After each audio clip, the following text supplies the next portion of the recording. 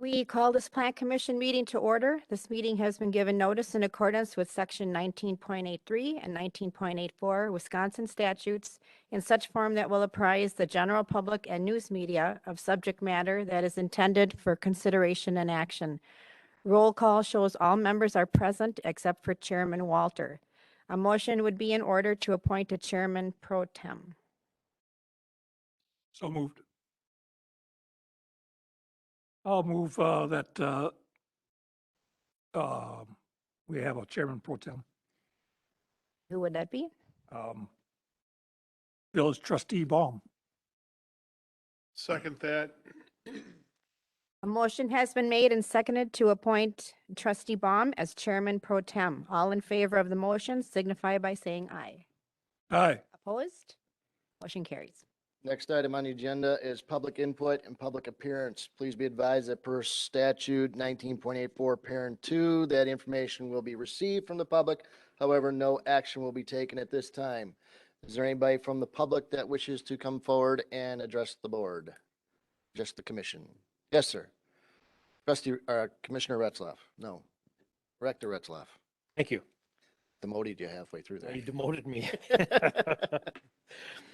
We do have Everett Friends as an invited guest this evening to talk a little bit later on when we delve into the Victory Center corridor. So I'd ask if you could defer and let him talk at that time. Speak at that time? Yeah, for a few Certainly. minutes. Anybody else? Ms. Miller, you speaking as a trustee or as a resident?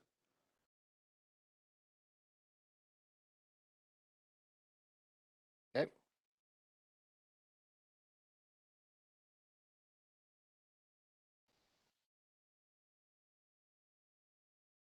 Good evening.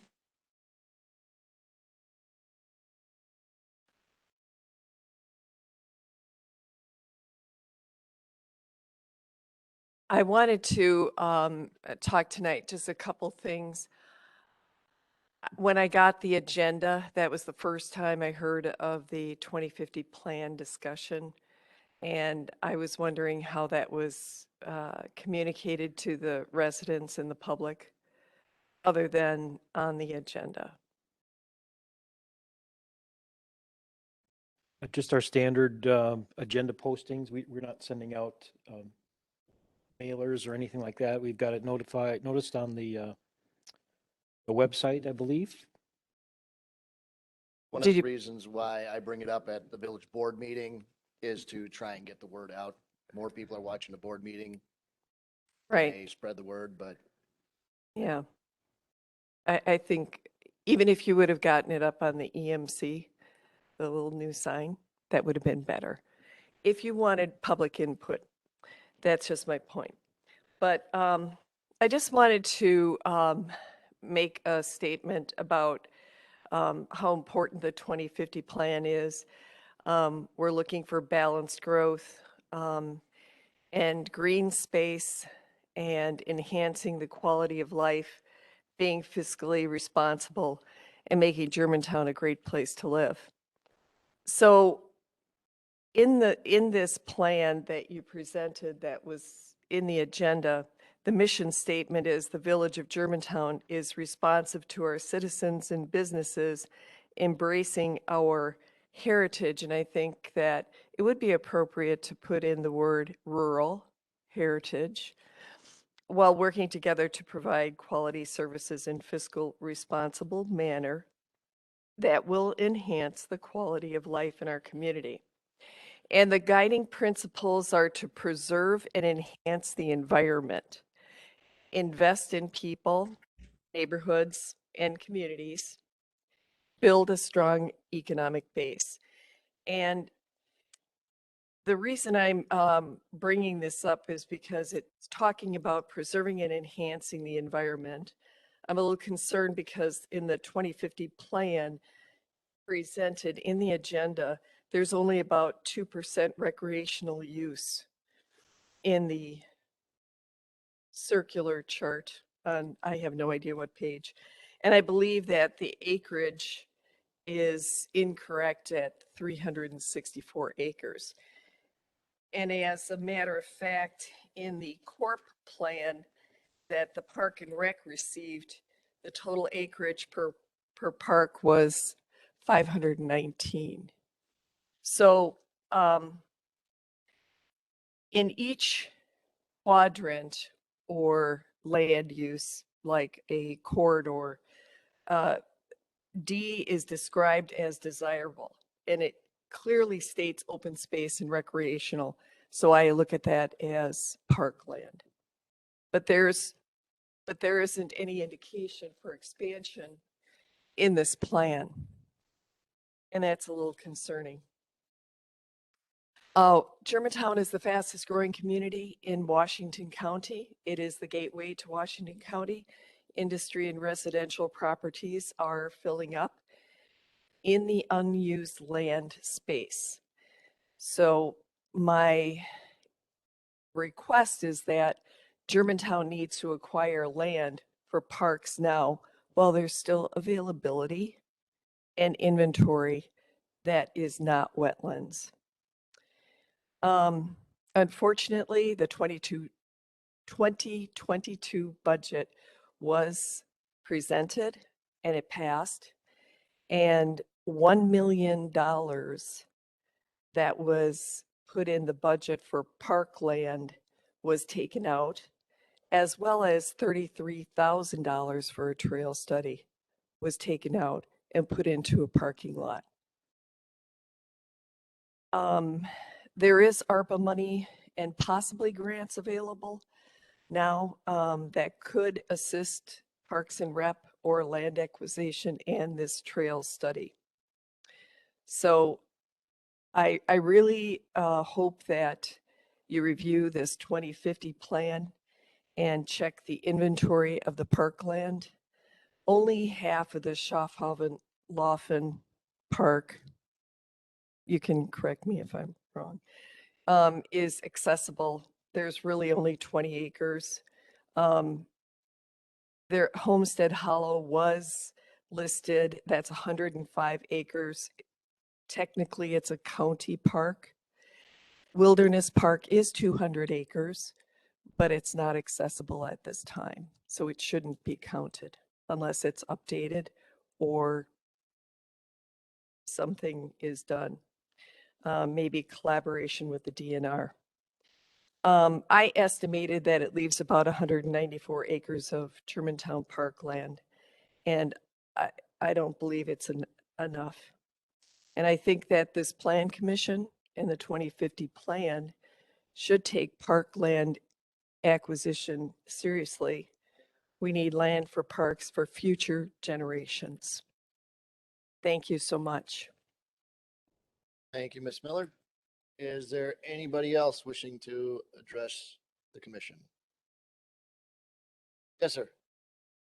Our new Park and Rec Director. Please step forward.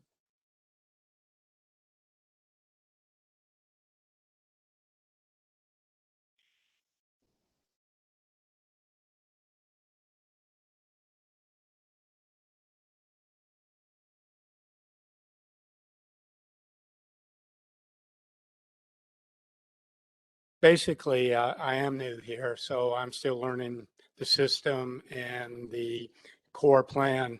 But what I've gotten into is what I'm here to present to you is some statistics resulting from the 2050 community survey that was done in the 2050 comprehensive plan. And what that says is that the top park amenities desired by the public were trails, a concessions and beer garden, an outdoor aquatic center, and canoe, kayak, launch. And from the park planning open house, 64% said that Germantown did not have enough active recreation land. Active recreation land is much like, say, your ball complex or soccer complex or areas that are actively being used. And 86% said that we did not have enough passive recreation land, that being closer to our park trails and areas such as that. And the focus areas that folks would like to see are our is a youth sports complex, the beer garden, canoe, kayak launch, trails, restrooms, outdoor aquatic experience, and a village center, park plaza, and community center. I'm in the process of trying to, the funding for the trail plan that was put into the parking lot.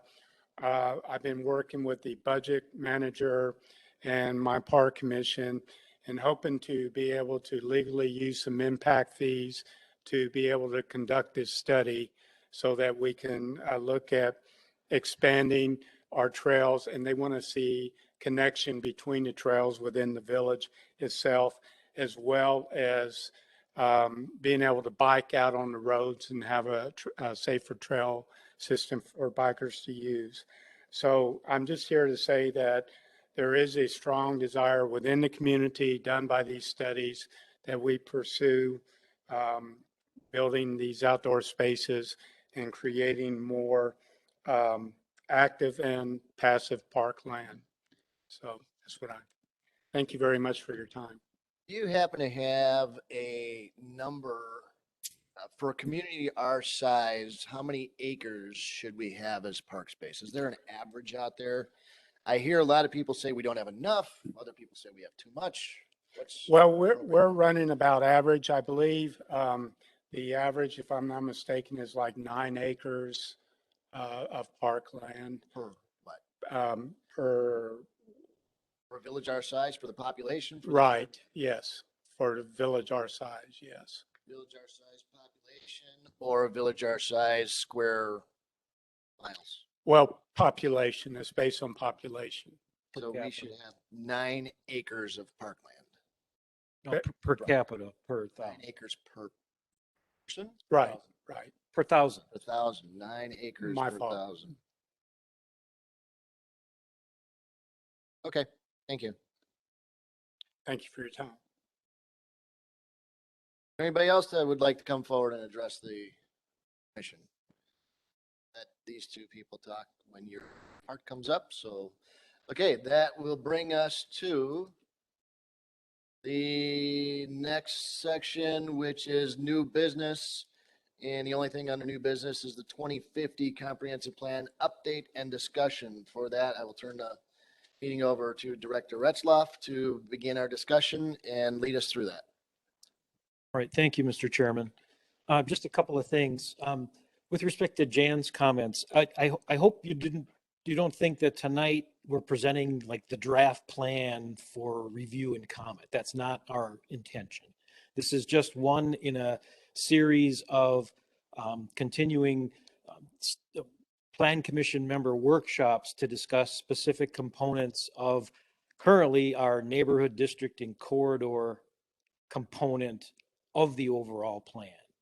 So the components that I think you were referring to in your comments are preliminary chapters, if you will, that have been drafted and submitted for the Plan Commission members to review and consider. And we just dump that information out so people can start taking a look at that as well. But it's not a presentation of a specific recommended plan at this point in time. So the things that you said and the recommendations that you made are certainly things that we'll consider going forward, particularly with regard to the CORP plan, which brings me to my next comment, and that is, as Gil Standridge and I have discussed briefly today, we're going to have him come back on December 13th and present to you the CORP plan that has been recommended for approval by the Park and Recreation Commission.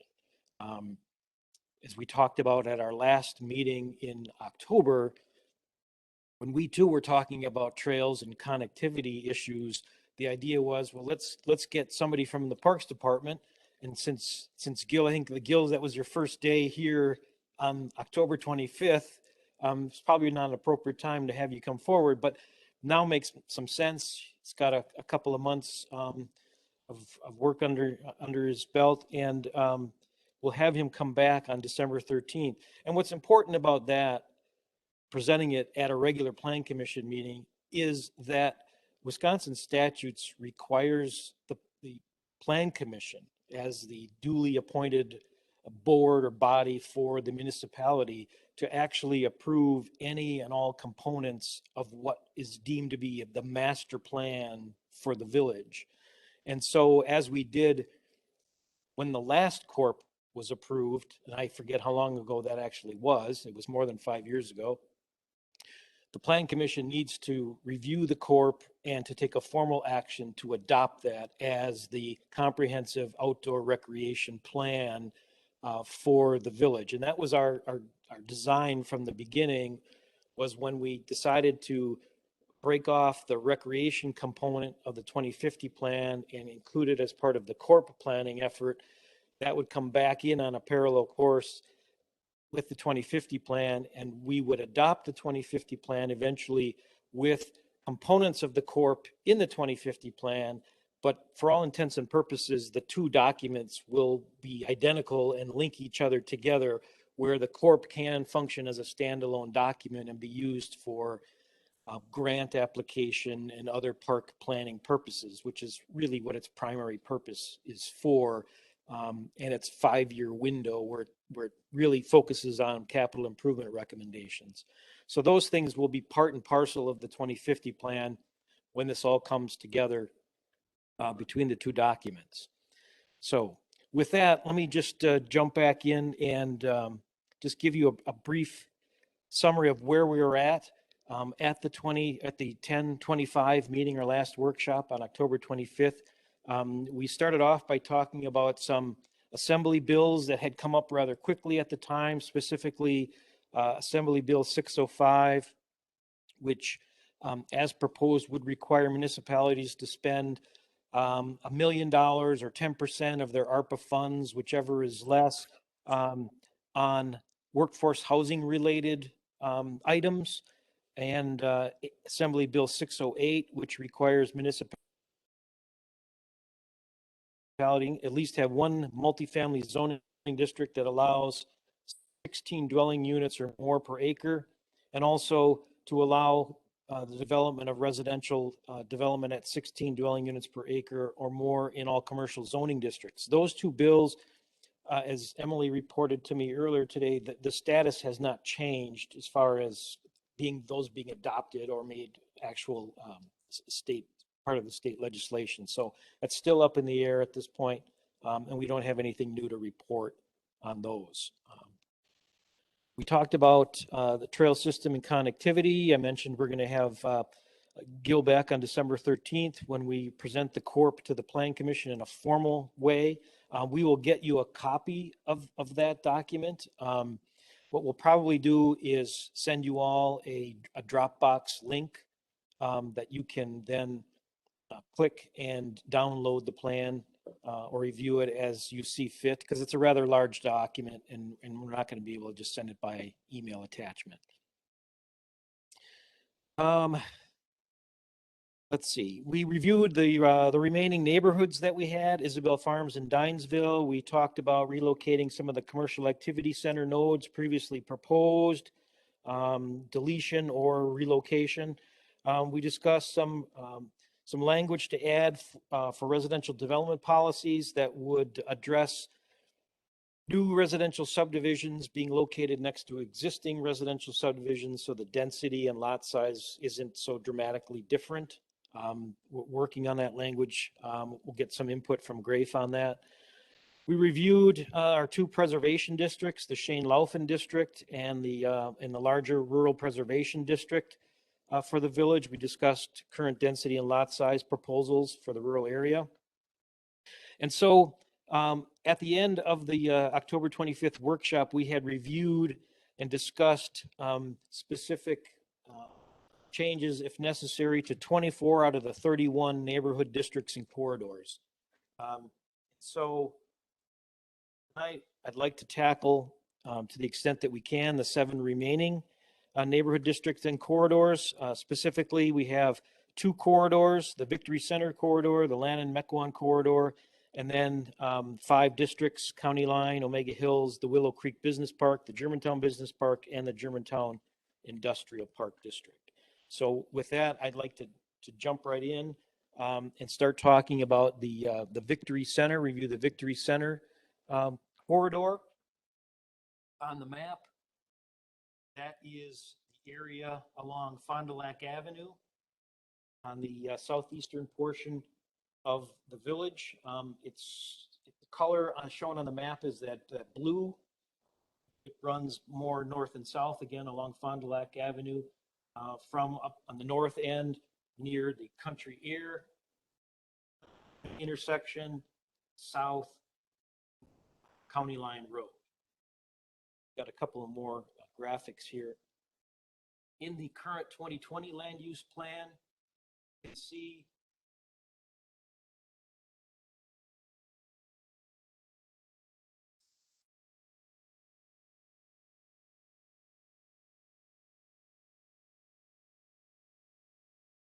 in the current plan, we have a very specific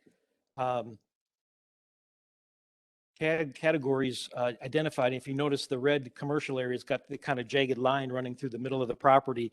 That's because at the time when the plan was being developed in the early 2000s, at the same time, the property owners, I refer to them as the Friends family, had presented a mixed-use development proposal to the village that included, among other things, some commercial retail, some office, some multifamily and senior independent and assisted type living residential development.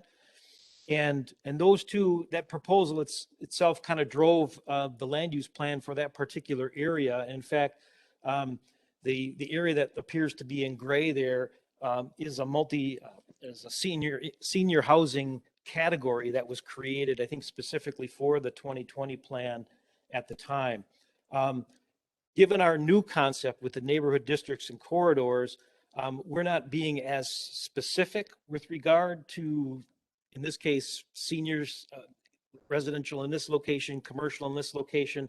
We're taking a more flexible and a more generic approach to it. And so at this point in time, and I'll just read to you from the Victory Center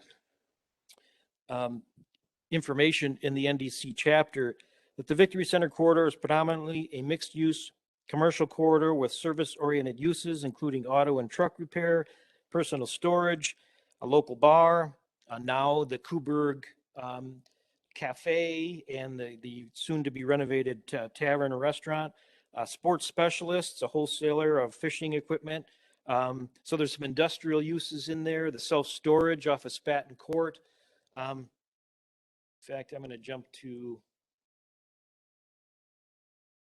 probably a little bit better graphic as you go up and down the Fond du Lac Avenue corridor. There's Spaten Court and the public storage off to the east, the soccer fields and the self-storage along Fond du Lac Avenue, some condominium development, and there are a handful of undeveloped parcels in the corridor. The portion of the corridor is in tax increment district number 4, which has recently been retired.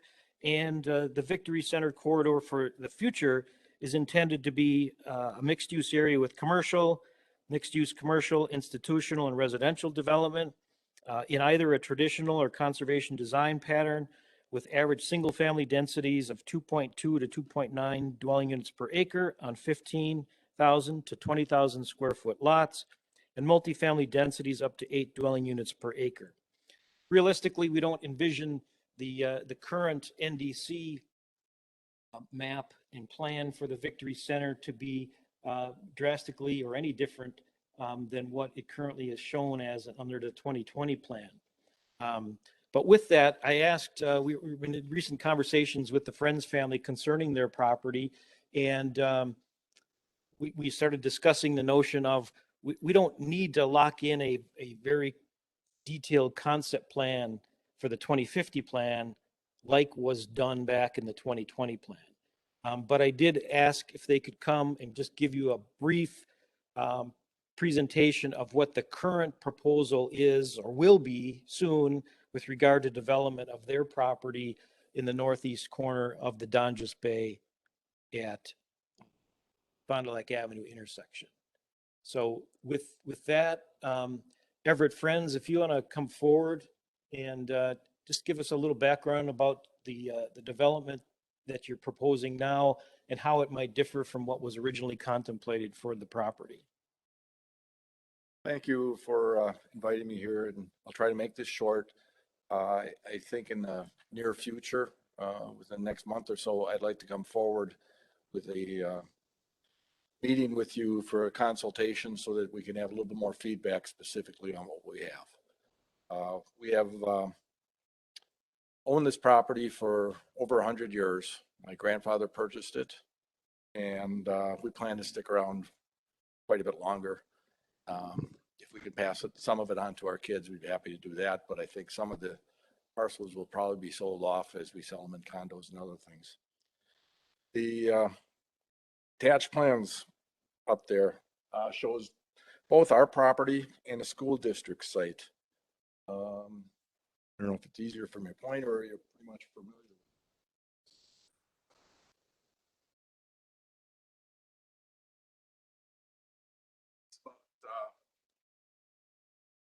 Sure. The school district site is about 5 acres that my father had donated to the school back in 1958. So that's why we kind of surround the whole thing. We've been working with the school for last year on and off to develop a joint plan for the next 5 to 10 years. So I've spent some time talking with them on what they think their needs will be. And I've done some drawings for them and try to highlight some things.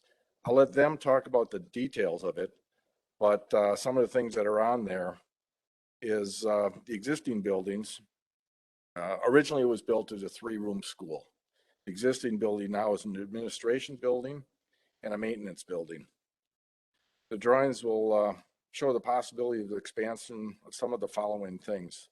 They are discussing K-4 schooling. So I have put a small addition onto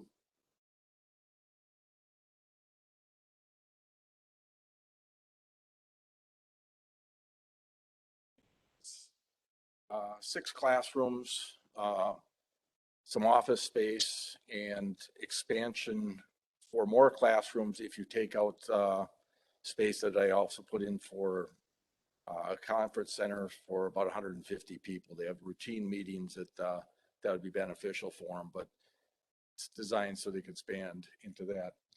Changed the parking lot to accommodate that, to give you a turnaround for buses and things like that. We've also added another building on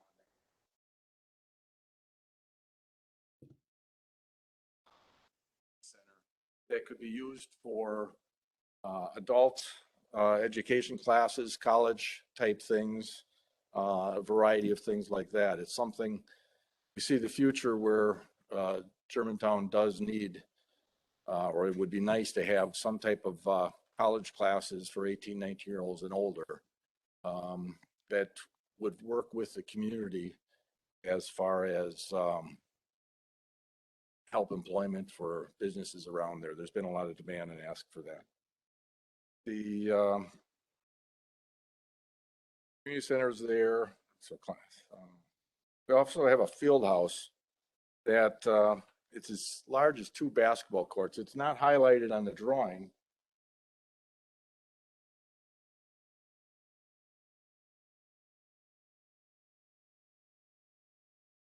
It's about the size of 2 basketball courts that will fill in some of the recreational type needs that people ask for. Whether it can be afforded and done is another issue, but it's something everybody's asking for.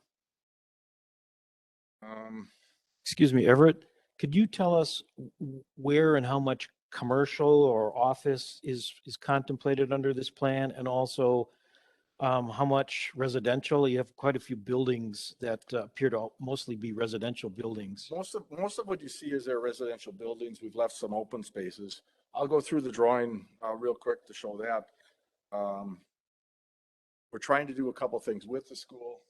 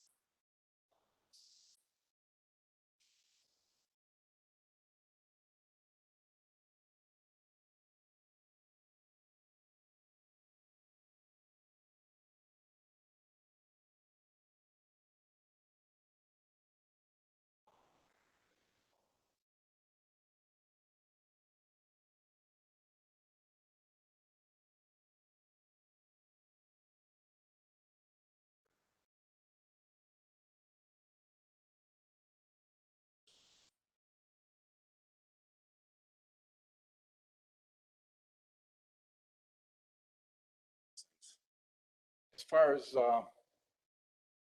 office buildings or other things like that, we've left.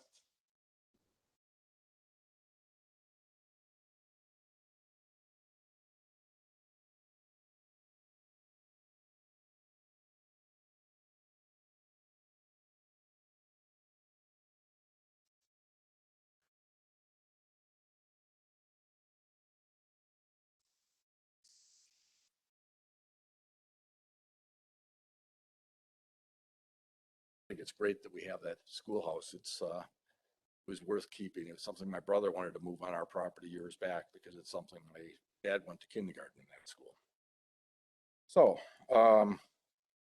that's a quick summary of what we have.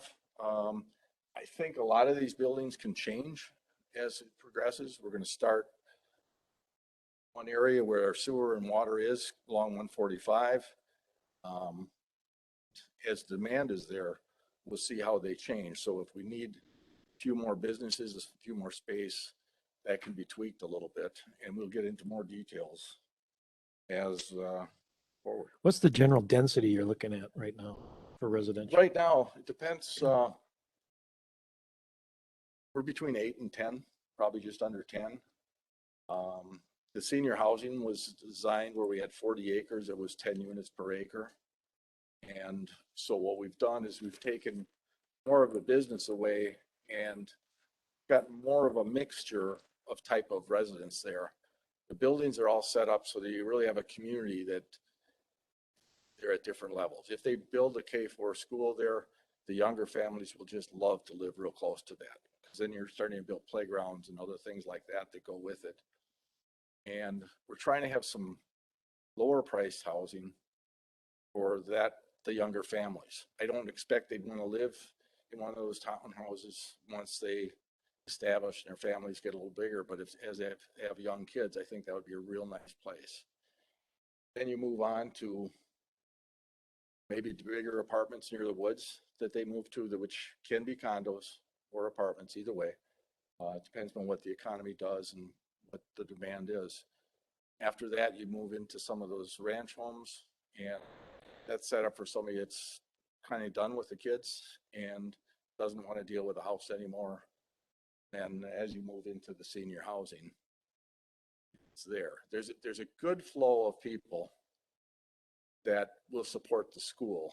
And it's one thing we're trying to accomplish, to say, hey, what makes sense? You're going to have the young kids there, but you're also going to have the seniors that support that school in different ways, as far as being volunteers. And there's adult child daycare centers. There's all kinds of things there that we'd like to leave it open, but trying to have the walking paths. And I see other ideas on where that path can extend to. I was very involved in the soccer fields just down the road. I helped design those little things. I know the back fields of that area very well. Also I grew up here. I know another neighbor that's north of us that has some property where paths can go through and work through some of that. Also on the other end of the country, I've been involved in that neighborhood, my entire life. I'd like to see a couple of those things work through. Be happy to answer questions now, or we can pass that on until the future, but this is what we envision. It's something we've been working on and planning for quite some time, and expect we're going to apply for some zoning changes very shortly. Just have to refine some things. Have you done any sort of marketing studies with respect to the commercial retail and how much might be in demand now at this particular location? Well, we've seen the demand for housing is increased quite a bit. We have done studies on that. I think the business, originally we had like shopping centers in there and stores like that. And based on other property we own, the demand for that is obviously less. And it's something we're watching constantly. As far as the marketing for apartments and all that stuff, our family's been involved in. I've dealt with real estate since I stopped working on the farm when I was a kid. So is there another similar project that you've developed like this? Our family has, not me specifically. We've had shopping centers that we've worked on and several hundred of build, but I was working on them for quite a while. General contractor, I say, since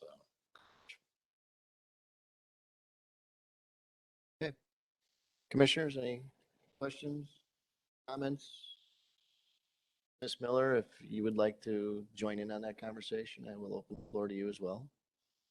You gotta come up here and talk though at a microphone.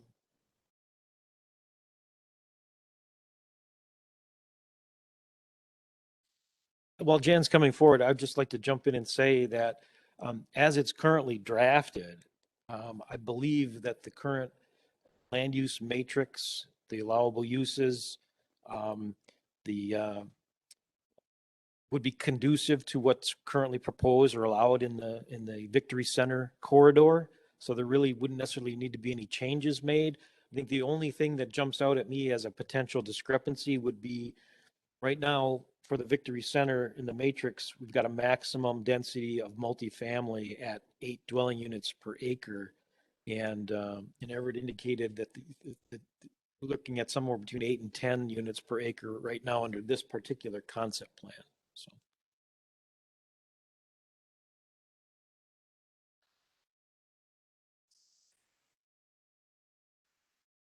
okay. Yes.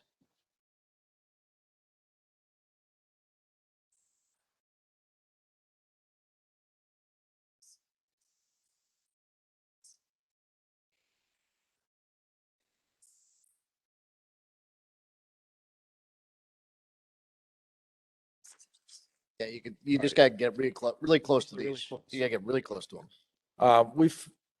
It started with just an introduction to meet the current superintendent, I think a year ago, August. And he and my brother had a very strong background in school education and things like that. And Brett had contacted us saying, hey, these are some programs that would be really good for the community. And my brother has done some research on it and things like that. And it led to other meetings. Next meetings, they told us there was a K4 that they're looking at doing, and they're looking at where to do it. And I volunteered, said, well, I can sketch up, get the architects to do some drawings and some renderings to show you how it'd work on this site. They had some conversation on whether they would possibly sell their current site and move to a different location. That went on for a month or two, and I think they decided, and I support them wholeheartedly, is that this is very valuable land to them and there is a lot of potential on it. So I've kind of volunteered my time and to work with them and say, hey, this is what you could do. And they haven't presented this to, I think they presented this to their board. I've given them these drawings a little while ago. They keep getting refined a little bit more, but that's up to them to decide what they want to do. I like the concept of having the K4 school there and the college there and things like that. And I looked at it as, you really want to be good neighbors. And if we can work with them, it's pointless to have them build a retention pond if we've got one right next to it. Correct. And we can keep some of that. The pond is used for a playground area also. So that's a common thing to do around schools, and it just benefits both of us. So is it really a fair statement to say it's a wish list discussion? Hey, we've got these ideas. If you want to put them on paper, that's fine. But nobody has signed contracts to build any buildings this year. No, So they, it's a wish list. it's a wish list, but they all made sense to me. Yeah. Yeah. And it's a matter of, they would like us to build a building and they could move into it and use it because it might go faster that way. But there's a lot that's on the table that could be discussed, and nobody's going to lock anybody into anything at this time, but I think it's a very good conversation, and they should fit together. They would not like industrial right next to a school. So that's one common goal there. And we didn't want industrial, but in the past, people had encouraged that. And there's a mix of different uses all the way along Fond du Lac Avenue. You'll see apartment buildings right across the street from us because they couldn't put a business in there. So they've got 18 apartments on that one area right now. You've got different, like I say, different uses there. And this used to be a real strong community before Germantown was big. You know, when I grew up there and I was a kid, this was its own little community in there. We've wiped out a few houses since then, but we would like to bring it back to what that was. And putting this many housing in there, you have to have a nice community center. That's why if they build a community center, we build a community center, it just gets bigger and it works for everybody. Sure. And it's not isolated just to our developer. You got to use this building. We want to open it up to the public. Like I say, the strongest bond, I think, is my brother is really into educational classes and things like that. Okay. And so he really likes that part of it, and we can control what happens on some of those things by really assisting. Okay. The school.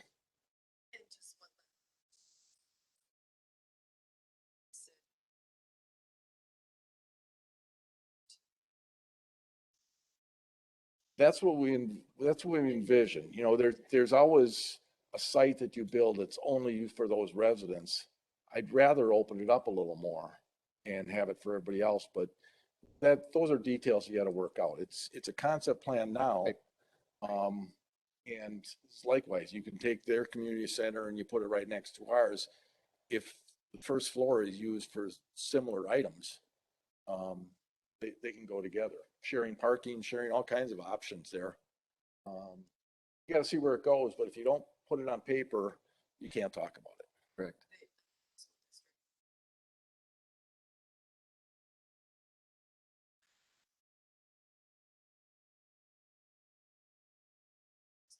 Yes.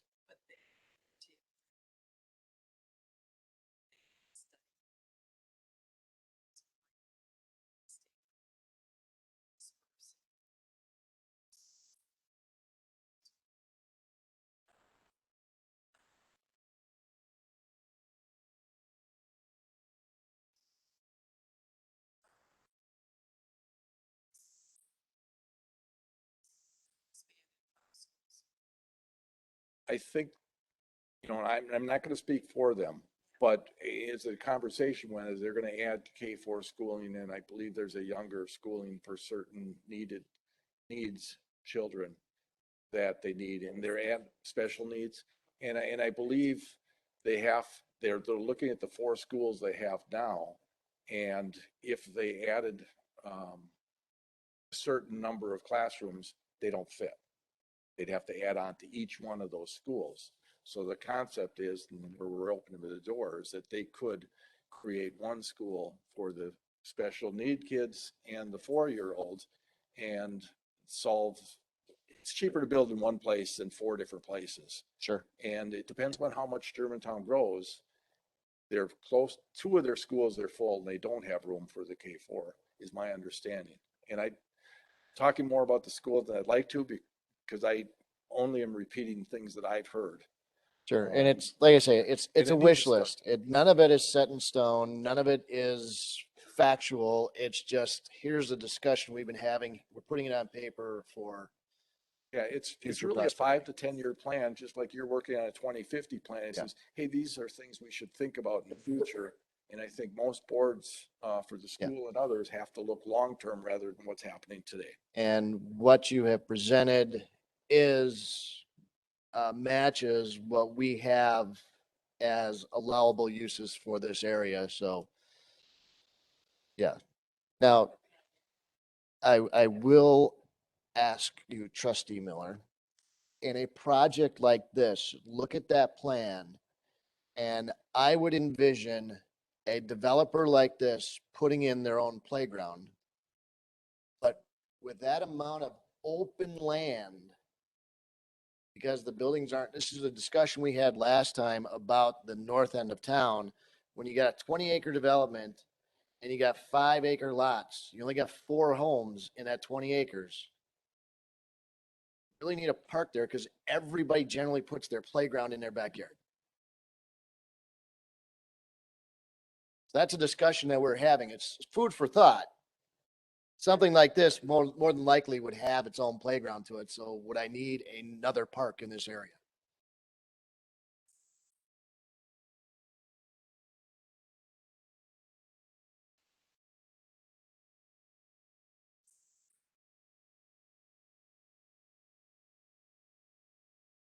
Well, one can say all that open space is common area. But what we, Take the top center apartment building, the big long bar at the top, space right below the parking lot. That's an open area there. Yep. Yeah.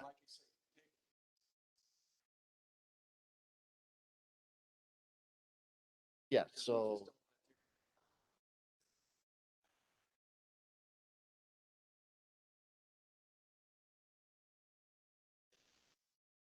Sure.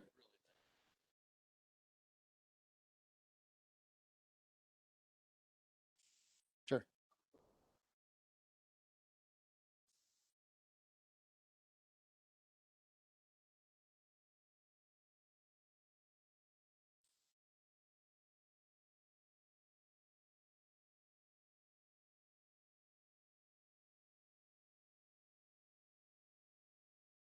Mr. Chairman, Yes. I, I would like to thank Mr. Friends for coming this evening and Yep. sharing his concept plan for future development of this area. I think it's important. Thank you, Jim.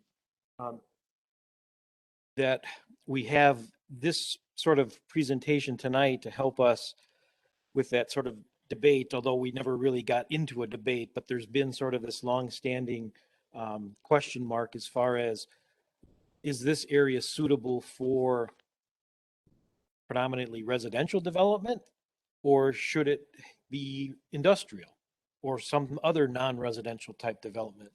Because at one point, this land was included as part of the tax increment district number 4.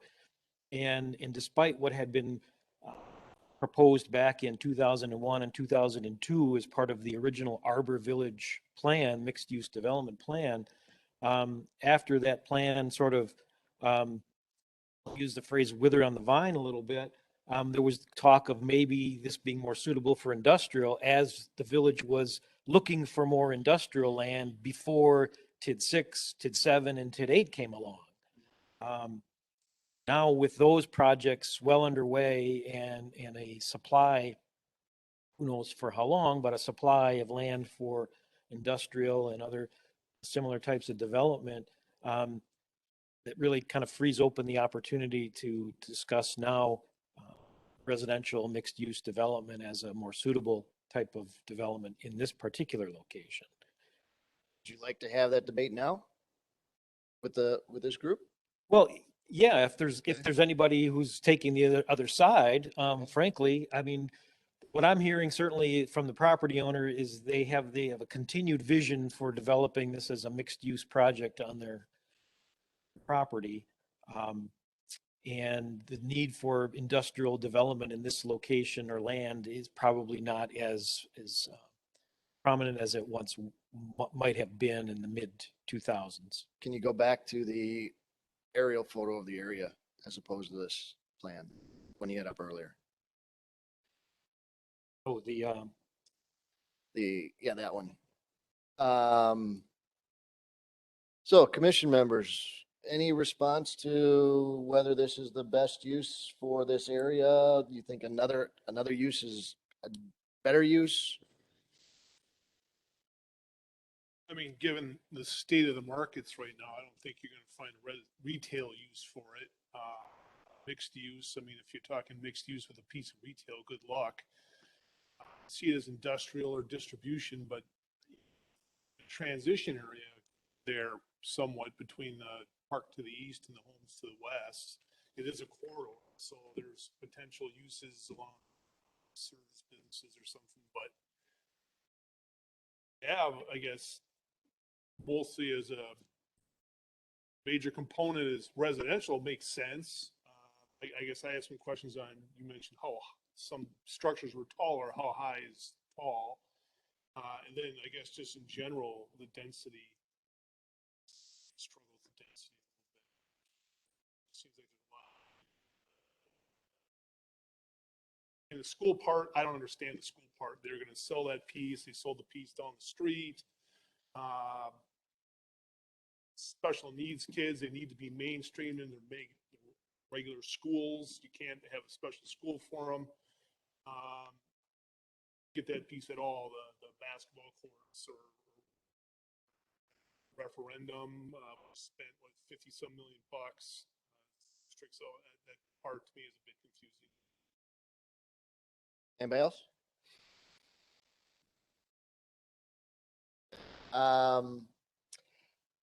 I see it as a transition property going from residential to an industrial park. The use that you have presented, I am not in favor of. It just doesn't sit well with me. The layout is just a bunch of buildings dropped on a site, no rhyme, no reason, no design to it, just plunk there for any reason at all. Why one building is off kilter to another building, I don't know what the representation is for that. I do see 145 as a mixed bag of industrial and dense housing. So I can see a denser housing fitting in here. Senior living, you would have to get the operator in here to have that discussion with us. Every time one comes in here, we always question, don't we have enough senior living in this community? And we ask them to give us the studies, and they provide studies that tell us something or nothing. In addition, I do senior living, and they always want to be next to your commercial corridor. They want to be able to walk to or take a very short bus ride. This is out in the distant area from our central business district. So I would question whether somebody would actually go here. The railroad going through there, the industrial on the other side of the railroad, I would tend to think you'd get a more business along the more smaller industrial along the railroad track with the potential of something up on 145. That'd be my thought. School, it's a vision for them. I'm fine with it. It's just drawings on paper at this point. What they're gonna do, they'll come and tell us when they're ready. There's a bunch of smaller industrial space to the south. Jeff, can you go south a little bit? I actually thought it was developed at this corner. What's Sports Specialists? It's right at the corner. So there is a building there. Yeah. It's not on there. That's what I thought. So there are other industrial uses, smaller industrial uses that aren't really industrial. But yeah, there you go. I can see those type of buildings coming onto your property more so than a residential development. So that's my 2 cents of what I would see going forward. Not to say that residential is not possible. I just think it's more of a challenge than industrial. That's what I gotta say. Mr. Shadid. I'm not really turned off by the development idea. I mean, we talked a little bit about the possible need for higher density housing. But I do tend to agree with Trustee Baum a bit with the idea of will it really fit right in that location? Senior housing, it's away from everything else. I don't know. I mean, I remember we put the denser apartments downtown. Saxony Village. Yes, at the time, I wondered how long it would take to fill it up with that parent. As my understanding is full. Maybe there is some demand. So I guess I'd like to see more kind of in between right now. So what I understand about the residential market is that it is in strong demand for a certain type. If you are in an active area, the downtown, the take Whitestone over in Menominee Falls. It's a short walking distance to the main the main business district. It draws, yes, it draws more people there. Up in Grafton, there are multiple apartment buildings that have gone in up there because it is right near the entertainment, the active district. They fill up fast. This is remote. There is no activity here except for the little place across the kitty corner on Donges Bay Road, the old schoolhouse. It's not susceptible to that type of housing. So the apartment buildings will be a different type of apartment. So it's a different market here, I believe. That's why I think it's probably more geared towards the light industrial, the continuation of the businesses along 140, as opposed to trying to develop a suite of residential. When you put it that way, I mean, I look at the idea, the distance it is from established businesses means that almost like the only kind of residents you're going to attract will be more higher end. So people that'll travel to go somewhere aren't going to be the 20 somethings, as if I could figure out what 20 somethings do. But that's the iffy part. I just don't know about your overall plan there. And maybe I'll see more when you fully develop it. Again, I'm still in between. So further comments? Seeing none? Thank you for your time. Thank you for the time. Director Retzloff, what else would you like us to go through on this one, on this district? Well, I guess I was interested to hear the comments about residential versus industrial debate. Hey, you, along 145, you've got both. You do, and it's sort of it's a difficult one because do you use Fond du Lac Avenue as the demarcation between residential on the west and non-residential to the east, or do you use the railroad? That's part of the debate. And To if the you- north, we have, this low density residential area that we've discussed as a neighborhood that would be suitable for, with water and sewer, higher density, single family in the 15 to 20,000 square foot lot area. We took away the commercial activity center node that had been placed at the Country Air, intersection of Mequon. So really the closest retail area, is, if you look on the graphic, you've got the Sendex in the upper left, Mequon Road area at Pilgrim. Is there a way to, along Fond du Lac Avenue, to provide that, get a little better, more direct linkage, pedestrian, trail wise? Literally, it's about a mile away, particularly if we expand south of Mequon and east of Pilgrim, with higher density residential and some potential retail commercial at that location. So I guess I never thought of it as being too remote to support a higher density residential. It's just on the edge. It's right on that industrial edge. But look at the, the other apartments that are in the area. You've got Hillstone Apartments there. Do you know how well those are doing? I vaguely remember when this came forward. Is this not a JBJ? It is. Okay.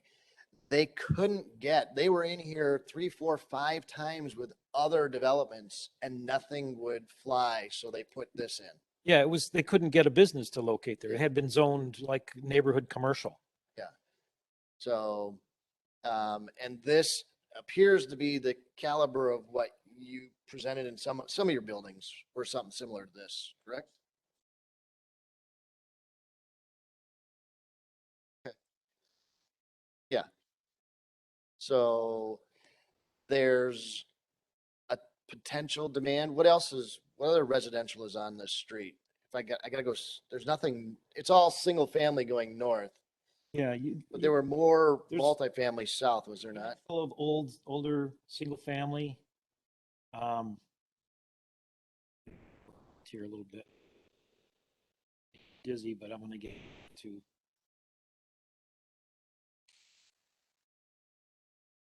North is to the top, south is to the bottom. There's some newer single family subdivisions, probably 10, 15 years old, maybe a little bit older. And you get to the soccer fields, self-storage, and then you get to Seven Pines condominium. That's what I was thinking about.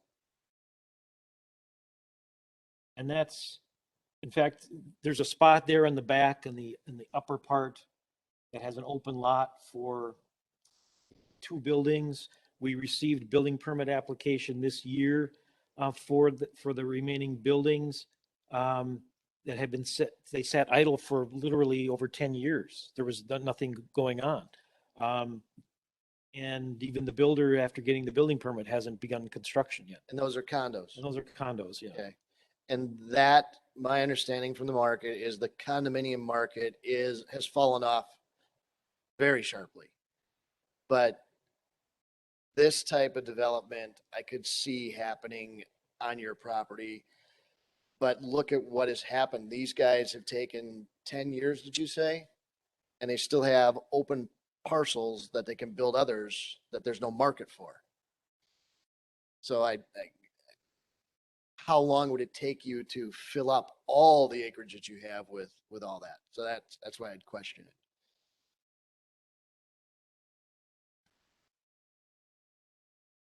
No, I understand that.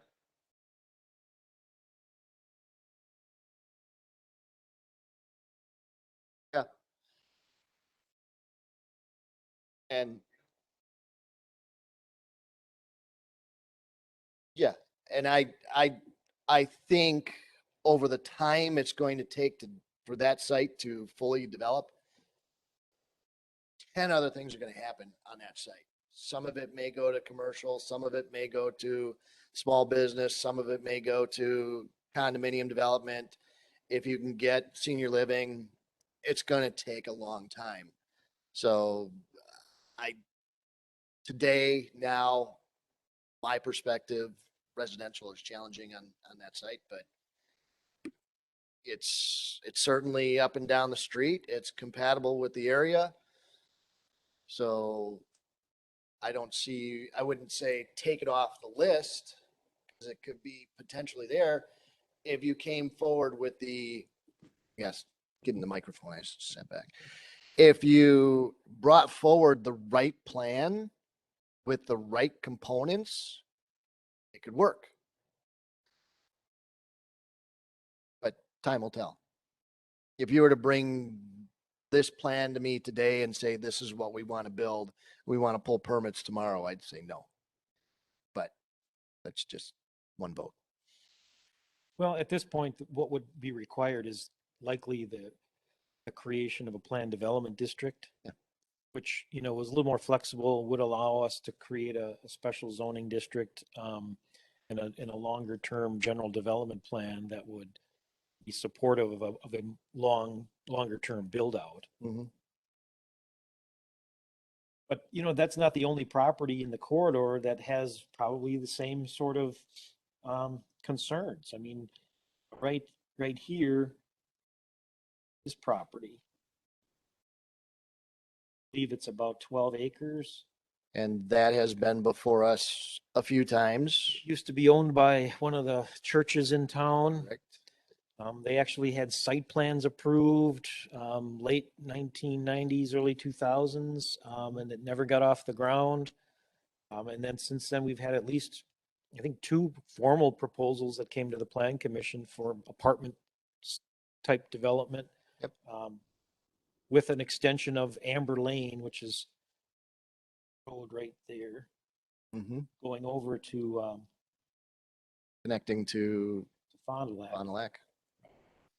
And then what's the parcel to the east, the farmed land there? Well, actually, it's interesting there is you can almost see it in the graphic, it drops off somewhat precipitously from west to east Mhm. to the environmental area, and you can see Norex Way, the channel, the navigable stream through there. So that, could support some. And Develop- what's farther east of there? Is it, Then you get into the landfill properties. okay? Right down here, we recently approved Oh, that's the new, yeah.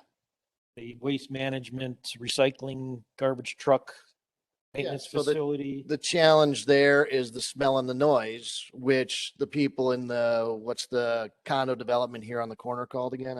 I forget the name of this one. Knollwood? Autumn Ridge. Autumn Ridge. Oh, sorry. They have had numerous complaints over the years that I've been associated with the village: sound, noise, smells. I think you're going to find challenges for more residential along there in that area. It's because of those issues. I agree, but as we heard from the neighbors in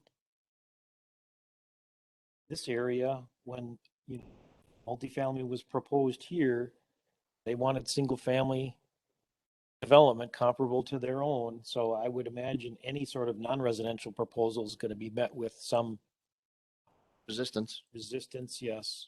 but you need the buffers, and it's going to go on one side of that street. So I guess what really, this out of all the areas we've reviewed so far, this one is the least homogeneous that we've come across in terms of the existing development pattern and how that may affect the future development pattern, because it really is commercial, residential, commercial, recreational, Yeah. industrial. It just hops around up and down the corridor, and it just doesn't, jump out and scream it should be one or the other. And personally, I would like to have residential on the west side of the road and go to more industrial, light industrial on the east side of the road to start the transition.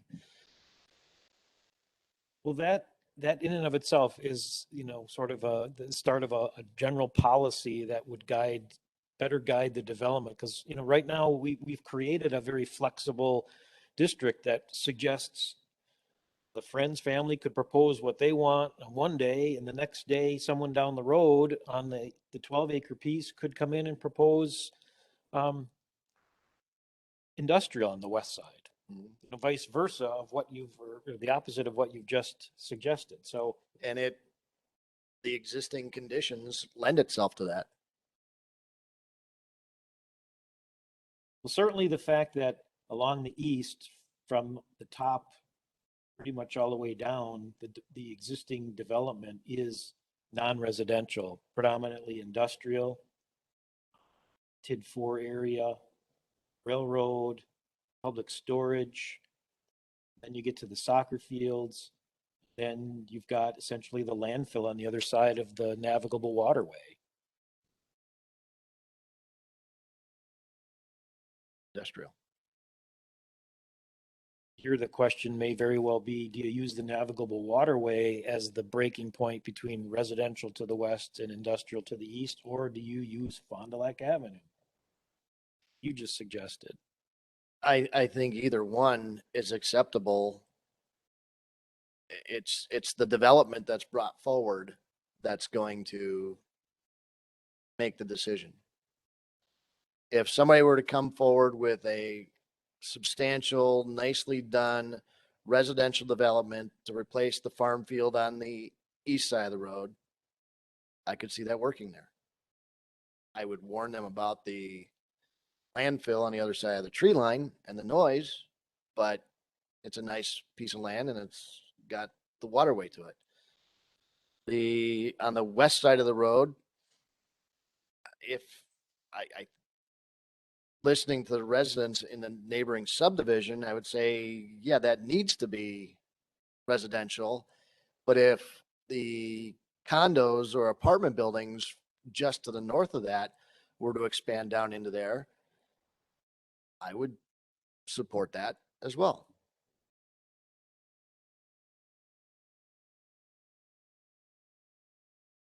So, and but up on Mr. Friends's property, it's right next to the industrial park. We've got both industrial and residential on the west side of the road, but there is no residential on the east side of the road except for the old homestead property. That would gear me towards this property as more suited for some type of commercial use, light industrial, or an expansion to our business park. You know, what we've seen lately, over on the west side, the Weissman Auto Repair, we approved site plan for expansion of that a few years back, and they just continue to grow. They've actually acquired the property right at the intersection, the northwest corner, and for good or for bad, they're spilling over their vehicles onto the property. So we've approached them and said, soon you're going to have to do something to kind of remedy that, either propose bringing corner property into as part of the auto repair, or completely remove the auto repair traffic from the corner property, which I'm sure they're going to do the former, which will then bring the issue back to the plan commission. Is it acceptable in this location to have, that large of an auto repair facility right at that particular intersection? That some might argue is maybe suited for kind of a neighborhood commercial area, given you haven't had much chance yet, but the coffee shop is done and open. The restaurant is next for renovation. But we do have, sports specialists sitting right at the corner. While it doesn't show on this graphic, their building is quite large and has room for expansion on the north side. Correct. To bring it closer to the intersection. Right. That squiggly, snaky looking feature, that's essentially just after they seeded and mulched for that's actually a wetland area, a navigable waterway that travels through the property. So that's why it looks so goofy. Okay. So do you want to include some sort of a statement that generally encourages a certain type of development on one side of the road versus another? Or did we just talk ourselves out of that into more of a, whatever you propose, we'll consider wherever it happens to be? Commissioners, any thoughts on that? Oh, we've got it pretty flexible right now. Correct. If you look at the land use, what do you call it, future land uses, we did say it's desirable for commercial, but we did say it's acceptable for various types of residential we're talking about. So it leaves some flexibility. I can't comment necessarily on that. By dividing. I mean, right now, as Bill pointed out, the matrix, shows a variety of acceptable uses: residential, single family, 2 and 3 family, multifamily and senior, mixed use commercial and residential, mixed use commercial and industrial. But the desirable uses listed are commercial and institutional and open space and recreation. So it sounds like we should be making more of those desirable as opposed to just allowable. Well, at least we don't leave it like we don't want it there at all. So that's why I was looking at it as pretty flexible, but.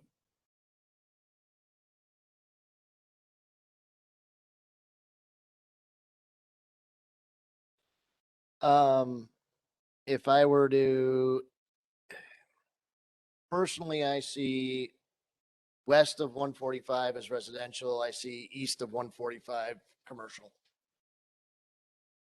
If you want to put that in the documents, I would not be opposed to it. I would support it.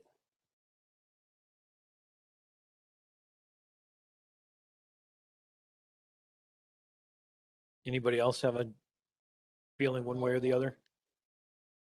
So there's not a lot of,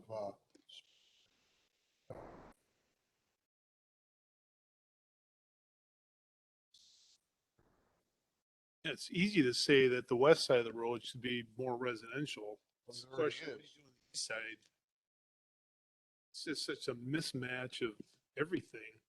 That parcel talking about, I guess, north of Dodges Bay, I mean, you got some residential north of it, you got industrial east of it. Make it anything there. I personally wouldn't, if we had a proposal for the property we talked about tonight, made sense, we were convinced that would actually be successful, wouldn't be against it. And it still fits with the plan.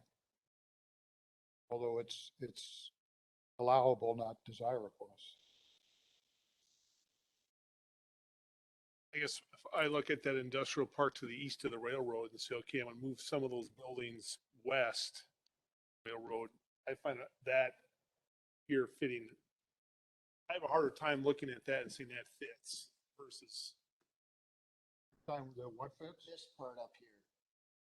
okay, so low density Yeah, commercial. yeah. it's not gonna be, I don't see Look it at, like, being, Waste management facilities, those big facilities. Yeah. I can't see those there, but you're saying smaller.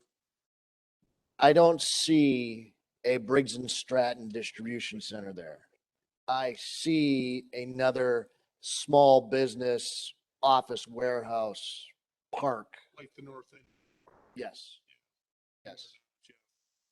Yeah, that would, I could see that. So the Technotrol Inc., the Infoco, those buildings there, smaller, but industrial, less.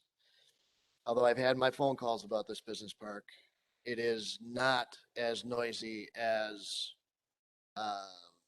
other places in the neighborhood. So, It's mostly a low impact industrial park. When you say industrial, almost, well, I guess this building here, but more like, we always call it office warehouse. Right. So people are storing stuff, they're assembling, they're distributing, but they're not Light really manufacturing. bending forges and things like that. yeah, you don't have a steel mill in there. That would be more of a vision that I would see for this parcel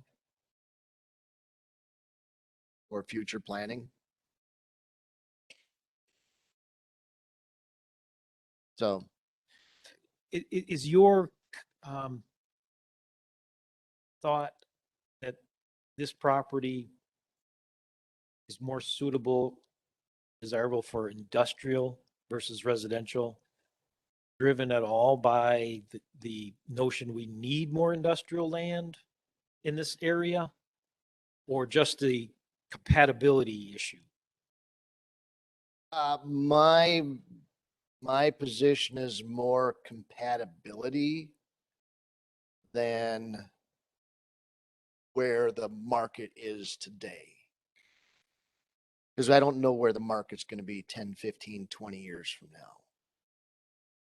But I know that the industrial boom that we're having is large warehouses. It's not small business. Right, it's Office more warehouse. transportation oriented. Yeah. Locating within 2 minutes drive of the Interstate. kind of stuff. And here, if I were to put this up as a small business park, would it flourish? I don't know, possibly. I think it might. Do I think residential will be a big hit here? That's where I'm challenged with it, because I think from what I see, residential is booming in other places that are completely opposite of what this property has to offer. The what we call the turtles, what looks like a barbell on here, these 6 units farthest to west, we call those a turtle. Those are generally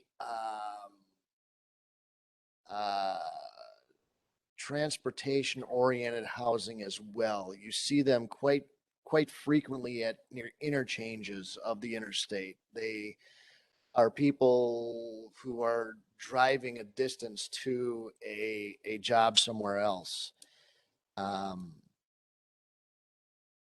it's geared to a different market than what I think we're looking to serve here. Condominiums, we see what's happening with down the street. It's going to take forever for that. Just think when the right opportunity presents itself, if you were to go out and market this towards light industrial, I think that would flourish over residential aspect of it.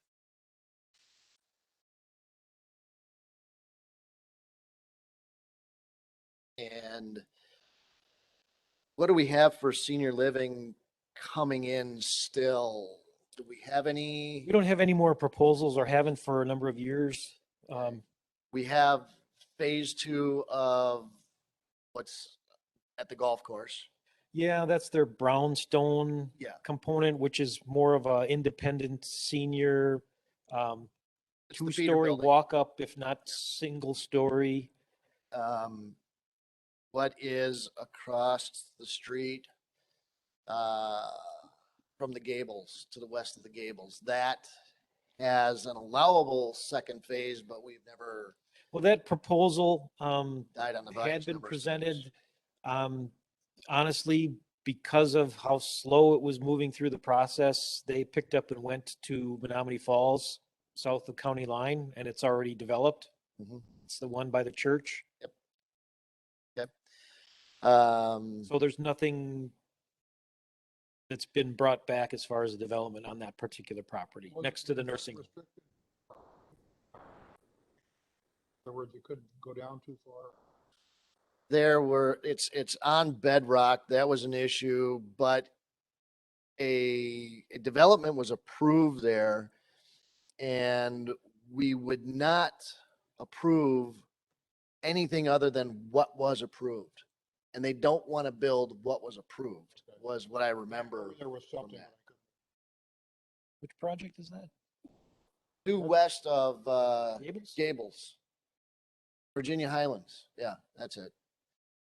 They had a master plan, and we were holding them to the master plan, and they came in with some larger development. And Yeah, they had a slightly different vision than what was originally proposed, but it had been a number of years. I mean, similar to what we're talking about tonight, things 10, 15 years later, just they need to be refreshed to Yeah. meet Mhm. current market conditions and So personally, I see Fond du Lac as the dividing line. East of Fond du Lac, industrial; west of Fond du Lac, residential. Let that be the transition. all right, so then maybe we could just put in some language that talks about encouraging the handful, which really amounts to 2 or 3 vacant parcels west of 41 through the corridor. Primary goal should be for those to develop as residential, although we will consider other proposals. Yeah. And I guess that's one side of the equation. And do we want to say on the east side, encourage industrial or other non-residential? I would use the same phraseology that you just used. We will encourage east of Fond du Lac Avenue to go light industrial, but we will entertain reasonable plans. Okay. And if it's the right development for the right time on that site, I can accept it. But I'm gonna put one apartment in today, and then I'm gonna wait 10 years and put another apartment in. That's not a good use of that land. If we're to build a residential development, mixed use, whatever, all at once, and phase it over 3 years, build it. Okay. But I'm gonna build one apartment there today with no other Okay, I see what you're saying. scheme. If somebody were to come and say, I want to put an apartment building in the center of this parcel, it doesn't work. It doesn't it's not going to lend itself to anything more being built anytime soon. Whereas if you were to turn this into a light industrial, I think light industrial would foster more light industrial, much like what you've got further south on this. Or if we had the need that we heard for more baseball fields, football fields, those kind of things, if a park of some point would come in here for those, this is flat land and would suit that. Similar to the soccer fields, if something like that, a baseball complex were to come in there and work on that site, I could see that too, but that's a light business.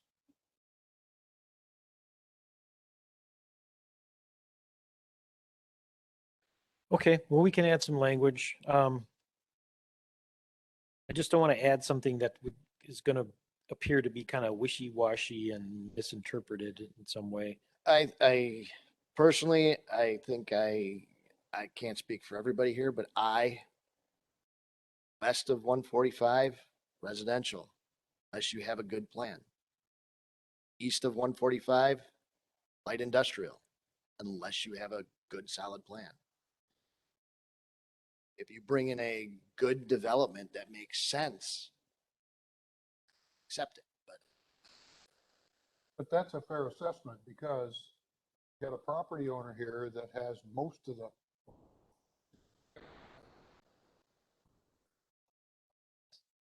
so getting aside of motivations and things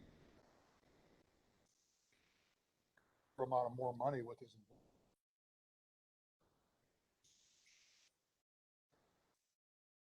But I don't have an idea that best west of Fond du Lac. Yes, the other. As long as we say that it's acceptable. Problem with that. And we've already really said that. Personally, I think this area is so diverse that I don't know if it makes sense to say exactly where you want one thing to develop or the other. I think good plan comes forward and it makes sense to do residential or light industrial, or then that should happen there. But do we need to be that specific? It's because it's so much different stuff going on all over the place that any use is better than no use. And I agree with you where you're saying it should all develop at one time. Residential makes sense, but not encourage one type of development over the other in this area. I don't know. It's just so many different things going on that I don't know if we need to be that granular. If Mr. Friends wasn't here presenting this land and he was not involved in this at all, and a residential developer came in and said, look, I want to develop a 5-acre piece or 10-acre piece of property with some residential. I'm looking to be on this street. Where would you like me to go? In that scenario, I would push him to the west side of 145 because I truly think that this site is better for industrial, light industrial. So that's the only reason why I'd say I would push people to west of 145 than east. But if you come forward with a great plan, look at what I'm going to put on this site. This is spectacular. And a developer that's going to develop that all at once too, hopefully would all their back in development for them. Yeah. Yeah, but this isn't driven by what I'm hearing, principally financial gain. It's sort of a legacy issue for the family and the property and the community, so to speak. I mean, Victory Center, with the name comes from Victory Center, which was also another name for the Coburg area, the unincorporated burg, as Everett described. You know, it was its own little community. The idea that their plan, if I'm putting words in your mouth, correct me, but you're trying to sort of bring back a community aspect to this area. Granted, it's not like it used to be. It's not low density, single family lots. It's more of a population destination area for people to live and to call, call it their neighborhood. Could you even see this actually being a single family lot subdivision? Yeah, I can in some ways. And that was one of my next questions in terms of the, this whole concept of next generation or workforce housing, whatever terminology you want to use. I mean, the proximity of this land relative to the existing business park. Yeah. And then, we're going to talk hopefully a little bit later this evening about an area, the Omega Hills district, which is, right across way north of the landfill. It's basically what's on the screen right there. And it's this area south of Donjas Bay and west of Wasaki and east of the railroad that we're contemplating as a future industrial area because of its proximity to the landfill, to soil packaging operation, the world's largest compost pile on the north side of the landfill, and then, the recycling area, the whole waste management sort of complex. This is what's left of the Omega Hills district, as we call it. Omega Hills is the name of the former landfill. So if this area develops as we've, contemplated it for industrial development, yeah, I think there's going to be a need for that sort of a housing that people can afford to live in nearby to where they work. So a roundabout way to answering your question that I could see some single family development here, but it would be a higher density. A very high density, because to get from talking to Waukesha County, the dollar values they are talking are very difficult to attain for a developer. So it has to be very high density in a single family home, which is what Washington County is saying we are missing. Right. So, but yes, I could see that type of development going right next to a large area of jobs. And it being a transition between subdivision, general subdivision, and industrial. So I could see that too. Yeah. You want to throw anything else in the mix? Well, no, I mean, I just threw it in there because it's something we're going to have to talk about. I was listening to a taped recording from a presentation the county administrator gave a month or so ago to its board about his next generation workforce housing initiative. And I was shocked to hear the village of Germantown being brought up in the context of this is what we don't want anymore. And it was the Kinderberg Estates subdivision. And it was spun that, I think it was the county chairman was commenting that there's this project in Germantown, the Kinderberg Estates, and it started off as 100 homes proposed, and it got whittled down to 16 lots because nobody wanted it. And now the first home that was built just sold recently, and the price tag was like $650,000. Right. Which, I know since then, two have sold at like $700,000 and one almost $800,000. Yes. Which, so then they started beating us up over that collectively, that this is what we want to avoid, and this is why we need this next generation housing, which I don't necessarily disagree that's needed to support the type of industrial development and jobs that we want to bring to the region. Debate is how and where and in what form. That's going to continue on as we continue to move forward. So, Correct. So this piece of property, there's a lot of uses for it. The right layout, the right buildings, the right presentation could go virtually any direction in this area. Well, I think I've got enough information to go to try and tweak some of this. Everett, again, I want to thank you for coming out this evening. At least with respect to David Baum, you got your work cut out for you. I'll be happy to look at anything you want. I'm happy to talk through stuff, so. Okay, Let's jump on, since I brought it up, I'm gonna talk about Mega Hills.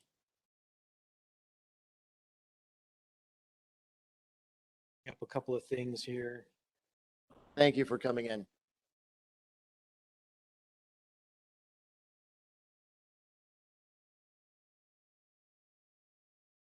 Just east of the Victory Center corridor in the far southeast corner of the village. We've got the Omega Hills District, and Do you happen to know what page that is in the yeah, let me skipping around 88.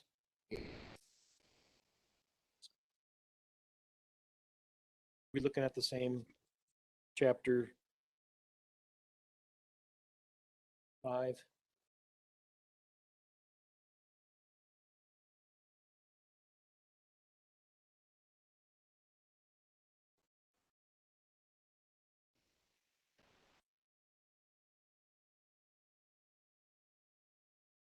Mine's got printed 88 in the far in the left bottom corner, but I did skip around,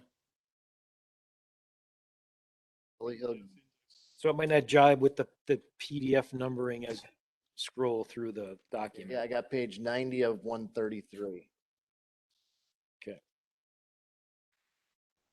So Omega Hills is an industrial district found in the southeast corner of the village, comprised predominantly of the 83-acre Omega Hills North landfill site and other waste management uses and services.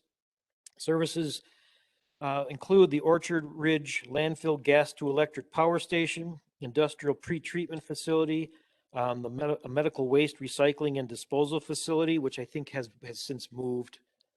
It's no longer in operation. We issued a conditional use for that many years ago, and a composting operation.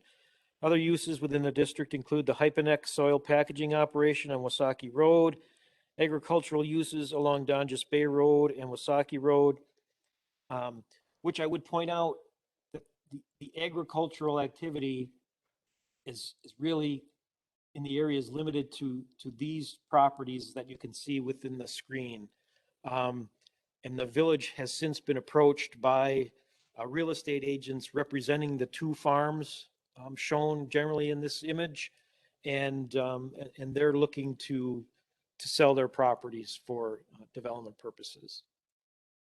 They're no longer being they're being rented out for crop purposes, but there used to be, I think this used to be one of the last two remaining cattle or cow operations in the village, but that's stopped a number of years ago. So in terms of future, it's intended to continue as an industrial district with the various landfill related uses. Vacant land along Donjas Bay Road in Wasaki is intended to develop with light industrial, warehouse, corporate office uses. Limited service-related commercial uses are acceptable. No residential uses are intended for this district. I would also point out that it's not real clear. It's probably better. Let me pull up a different graphic. As part of the soccer field development,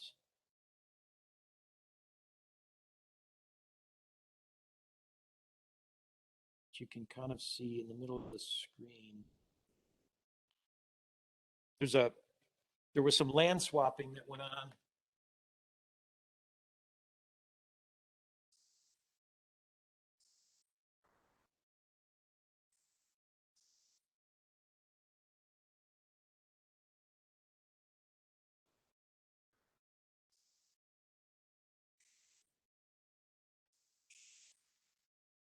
Village owns a parcel of land east of the railroad and right along the navigable waterway. And that is part of a current discussion of possibly developing DPW facility for the village in this particular location. right in this area here. Correct.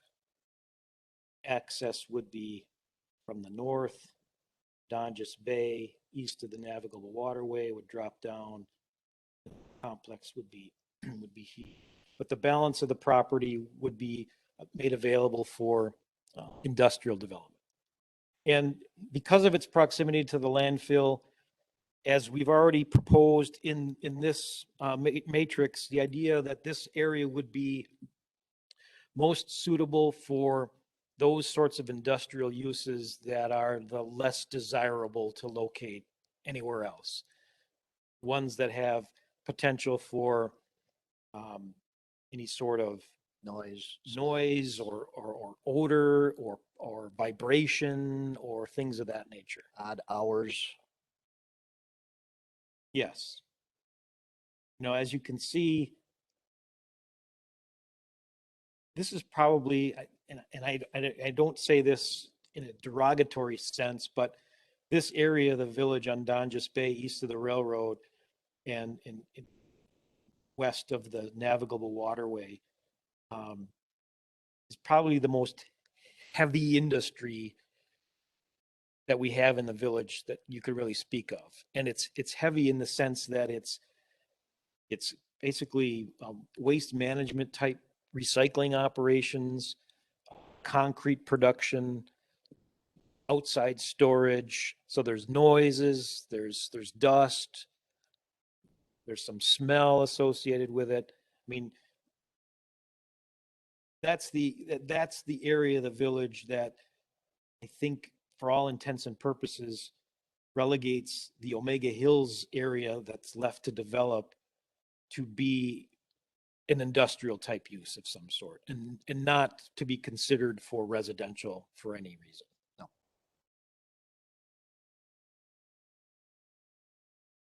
Commissioners, thoughts, comments, questions? I didn't see anything I object to on the layout here. Talking about preferred land uses that are marked already on the charting. Yeah, on the matrix, desirable mixed use, commercial and industrial uses. Acceptable would be commercial, institutional, and open space recreation. And that just kind of fits with what we're currently discussing. So, Yeah, I think just kind of the use is already dictated by what's around it and the nature of it. Yeah. Durability of the scheme. yeah, that's probably the best way to put it. I mean, it's the hole in the donut. It's what's left, and there's not a lot to choose from. I guess the only questionable thing is northeast of that intersection of Donjas Bay and Wasaki is a residential subdivision in Mequon. But it's surrounded by farmland. And you got all this other industrial going on that, Right. I mean, there's pharmaceutical, there's the chemical recycling operation, ViraSafe, navigable waterway. This tilling pattern here is representative of the steep topography. Yep. You know, it slopes from the high point right at the intersection down. that has been brought before us with 2 potential subdivisions. Very dense condo. I believe Belinsky Brothers brought it forward. Yeah, it was one of those real early Belinsky developments. They had proposed, I think, single family at one point. And it never went anywhere because it's right across from the business park and it's on a hill. So you're looking into the business park. Yeah, it's another area that's sort of been dictated to. Now, on our NDC map, we are showing that as part of the Prairie Glen neighborhood. Yeah. So at this point, I don't think you can really classify it as anything other than that, simply because of the steep terrain. It certainly wouldn't develop industrial or any other non-residential. No. Arguably, it probably best use is open space. or that, very low density residential. or that, next generation housing that you refer to. Is there water and sewer there? Well, as has been discussed, if the village moves forward with a plan to develop its DPW facility in the southern part of the Omega Hills district, the need to extend water and sewer from, essentially it's on the west side of the navigable waterway right on Donjas Bay. Right. So it would be extended to the east. Would all be extended all the way to Donjas Bay and then drop down into the area to serve industrial development and any other development, frankly, on the north side as well. So interesting observation about the work, the new generation housing. It's right on the edge of the village. I'm going to a meeting with them next week to, You're going to the coalition meeting? yes, see what the real objective is. So I'll have more to report.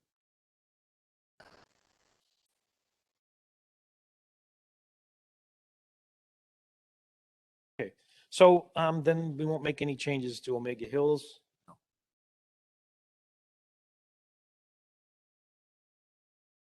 Next one I wanted to jump to was the other corridor we have is the Lannon-Mequon corridor.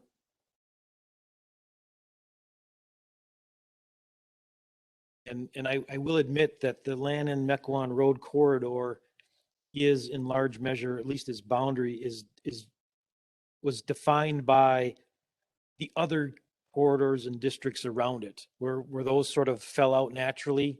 And then what was left over was the Lannon-Mequon Road corridor.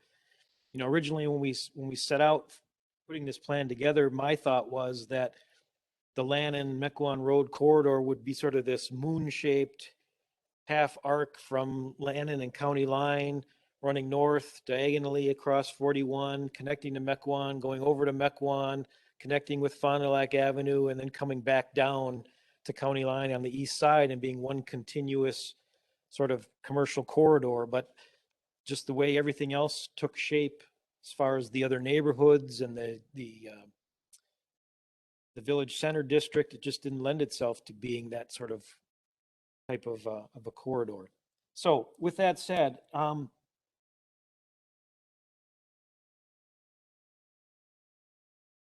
let's skip ahead here to chart.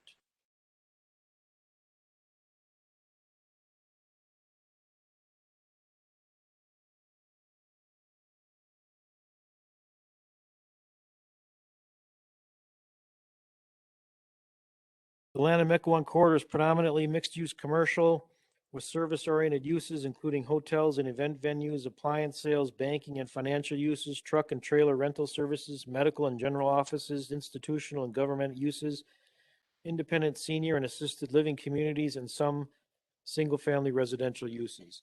The land that's vacant is predominantly environmentally sensitive.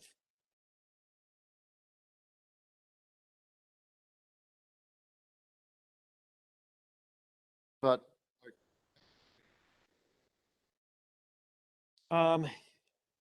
Yes, if you can see here on the graphic, the hatched, the diagonally hatched sort of greenish color through here.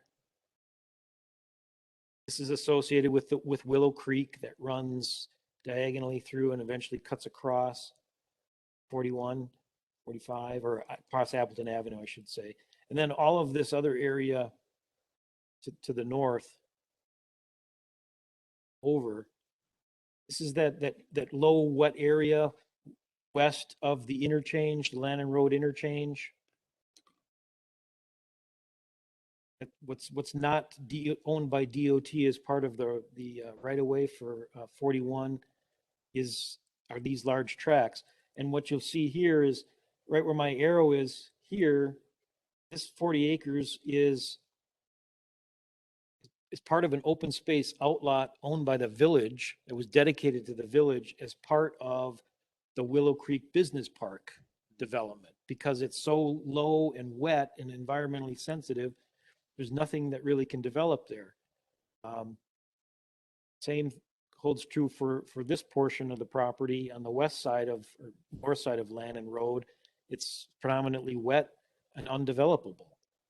So, this part of the corridor, the west side of 41, the Lannon side of the Lannon-Mequon corridor, with the exception of what's going on right around the roundabout,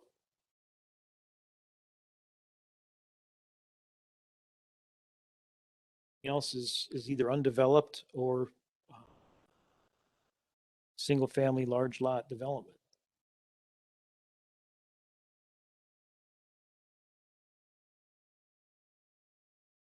So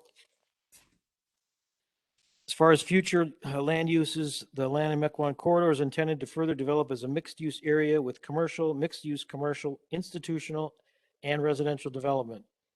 Residential development is intended to develop in a traditional or conservation design pattern with average single-family densities, 2.2 to 2.9 dwelling units per acre, which is the 15,000 to 20,000 square foot lots, and multifamily densities up to 10 dwelling units per acre. Future commercial uses are desirable, including retail, office, hospitality, and other service uses.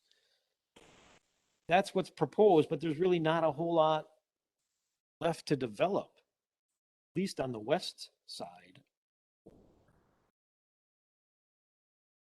This map is probably not the best. Coloring is too heavily shaded, but when you get over on the east side, I mean, that's where you get into Kleinman Drive, this area. Kleinman Drive,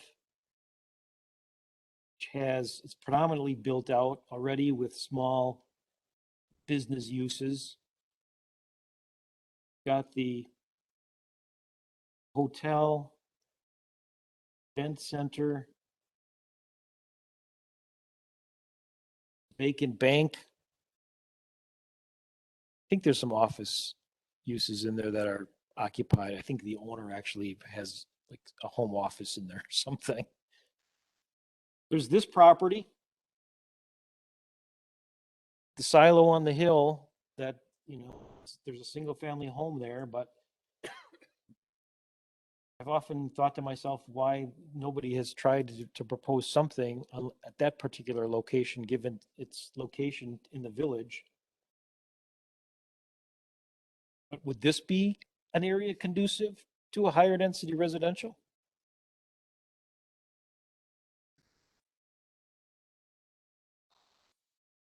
I jumped to that, but anybody else want to comment on that? Let's get that, I don't think I'm out of order right now. No. But This next generation house, we're gonna have to show that on our preferred land use chart. not yet. Okay. Get to that point. It has to go through the state assembly and Well, everybody doing 2050. yes, then we will have to identify it somewhere. You think so? Do you think we're gonna have to actually show it on our plan? That's what I wondered. How we could. You have to, you may not have to show it on a plan, but we have to identify where it can go. Right. I mean, yes. I mean, we could very well say that it would be these neighborhoods or these districts would be suitable for this type of. Yeah. You would show it in terms of density, or how would you show it? I would Well, have to put it in one of our pages here in one of our tables that in the Lannon-Mequon Road corridor, an acceptable preferred land use would be, Yeah, but so that means that all these charts are the same. So you would have to actually put it in every one. We may need, it may not be a bad idea, depending upon how this moves forward relative to the timing of finishing the plan, Yeah. to add a column under the preferred land use matrix that addresses that, or maybe we could add it right now where under residential multifamily / senior, we could have / next generation housing. I think you put that under density. You got a comment? Probably makes sense to start talking about it. I don't know as you meant do it now. I would simply change that density column to, in this district, we allow this ultra high density. Well, a couple of things. One, I think the realization is that if legislators are proposing state statute provisions that require municipalities to provide for workforce housing at a density of essentially not less than 16 units per acre, that suggests that right now, as it stands, municipalities are not obligated to provide for that. And we're not. And one might argue, and maybe we need to get some professional to tell us definitively one way or the other, what our obligation actually is in terms of providing some level of workforce housing or next generation housing. I don't think it's all or nothing. I don't think it's 16 units per acre or more or nothing. I think a reasonable approach may very well be that we provide for some level of that housing where we where we deem it to be suitable and rational and reasonable for our relative location. Now, that may differ from person to person. Yes. And what that density might very well be. Right now, what I've heard in listening to some information, the presentation I referenced earlier from the county administrator, county executive, I should say, was that the direction we've gone with respect to single family development as exemplified by the Kinderberg Estates development, where home lots are selling for $600,000 to $800,000 a 20,000 square foot lot, is so far beyond the pale that this is the reason why we need to do this. Correct. And I don't know if what's done in West Bend and Hartford or Slinger is the same that needs to be done in each of those communities as it is in Germantown or Kewaskum or any other municipality, city or village in Washington County. I guess that remains to be seen. And I'm not sure if what the state is working on is workforce housing requirement. It's not what the county is looking for. Shaking your head. Two separate things. Workforce housing is one level. Next generation housing is a different level. Right. It's on a continuum. If you boil it down, it maybe to overly simplify it, it comes down to a cost affordability factor. Yes. It's just a big topic. I mean, there are in certain communities in southeastern Wisconsin, there are municipalities where there's like, it's all RS1. And you can't have anything more dense than one home per 5 acres. And if the village administrator at the end of the year says we had no development in our village, everybody would shake they'd shake each other's hands and applaud. Whereas you look at a village like Germantown, Menominee Falls, there's lots of housing options, but everybody's talking about the solution. Solution is going to have to fit everybody. Yeah, and I don't necessarily agree or see that as being the ultimate goal here is to make everybody the same. I think it's to get communities to think about and to work towards making things less expensive. Right. What that means to a particular community may be different than what it does to another. I mean, like you say, Tony, I know communities who don't have a written policy, but essentially their policy is affordable housing can be met over in Menominee Falls or the city of Milwaukee, and we'll just deal with, you know, provide some jobs here, and the people who fill those can work somewhere else until they've worked their way up into the system or long enough where they can afford to move into a single family lot in the community, you know, of Germantown or Mequon or wherever else. Whether that's good or bad, that's just the way things work in some communities. So I wouldn't bother worrying about it until it gets through the system. Personally, I would just change your density then. In this district, we're allowing the high density housing. Yeah. What district that is, I don't know. Well, and the other approach may very well be, given the timing of all this, is in our housing chapter, is we not take a definitive position at this point, but to discuss where we're at this point in time and what the topics are and what the issues are, and defer to doing a more thorough housing evaluation and analysis for the village of Germantown that is required by the state statute, to see what the outcome of that is, and to do more of the analyses of what we currently have and what we need for our community, and not rely on the studies and analyses that are being generally tossed around being done in other communities and somehow suggest that applies to us as well. We may need to do some of that without, you know, delaying further the adoption of what we're heading towards as far as the 2050 plan. Problem with that, if we can get our own study going, that's great. Or are we gonna just peel off? Because the county has, here's Germantown's data. Want to work with that, or you want to go out and get your own data?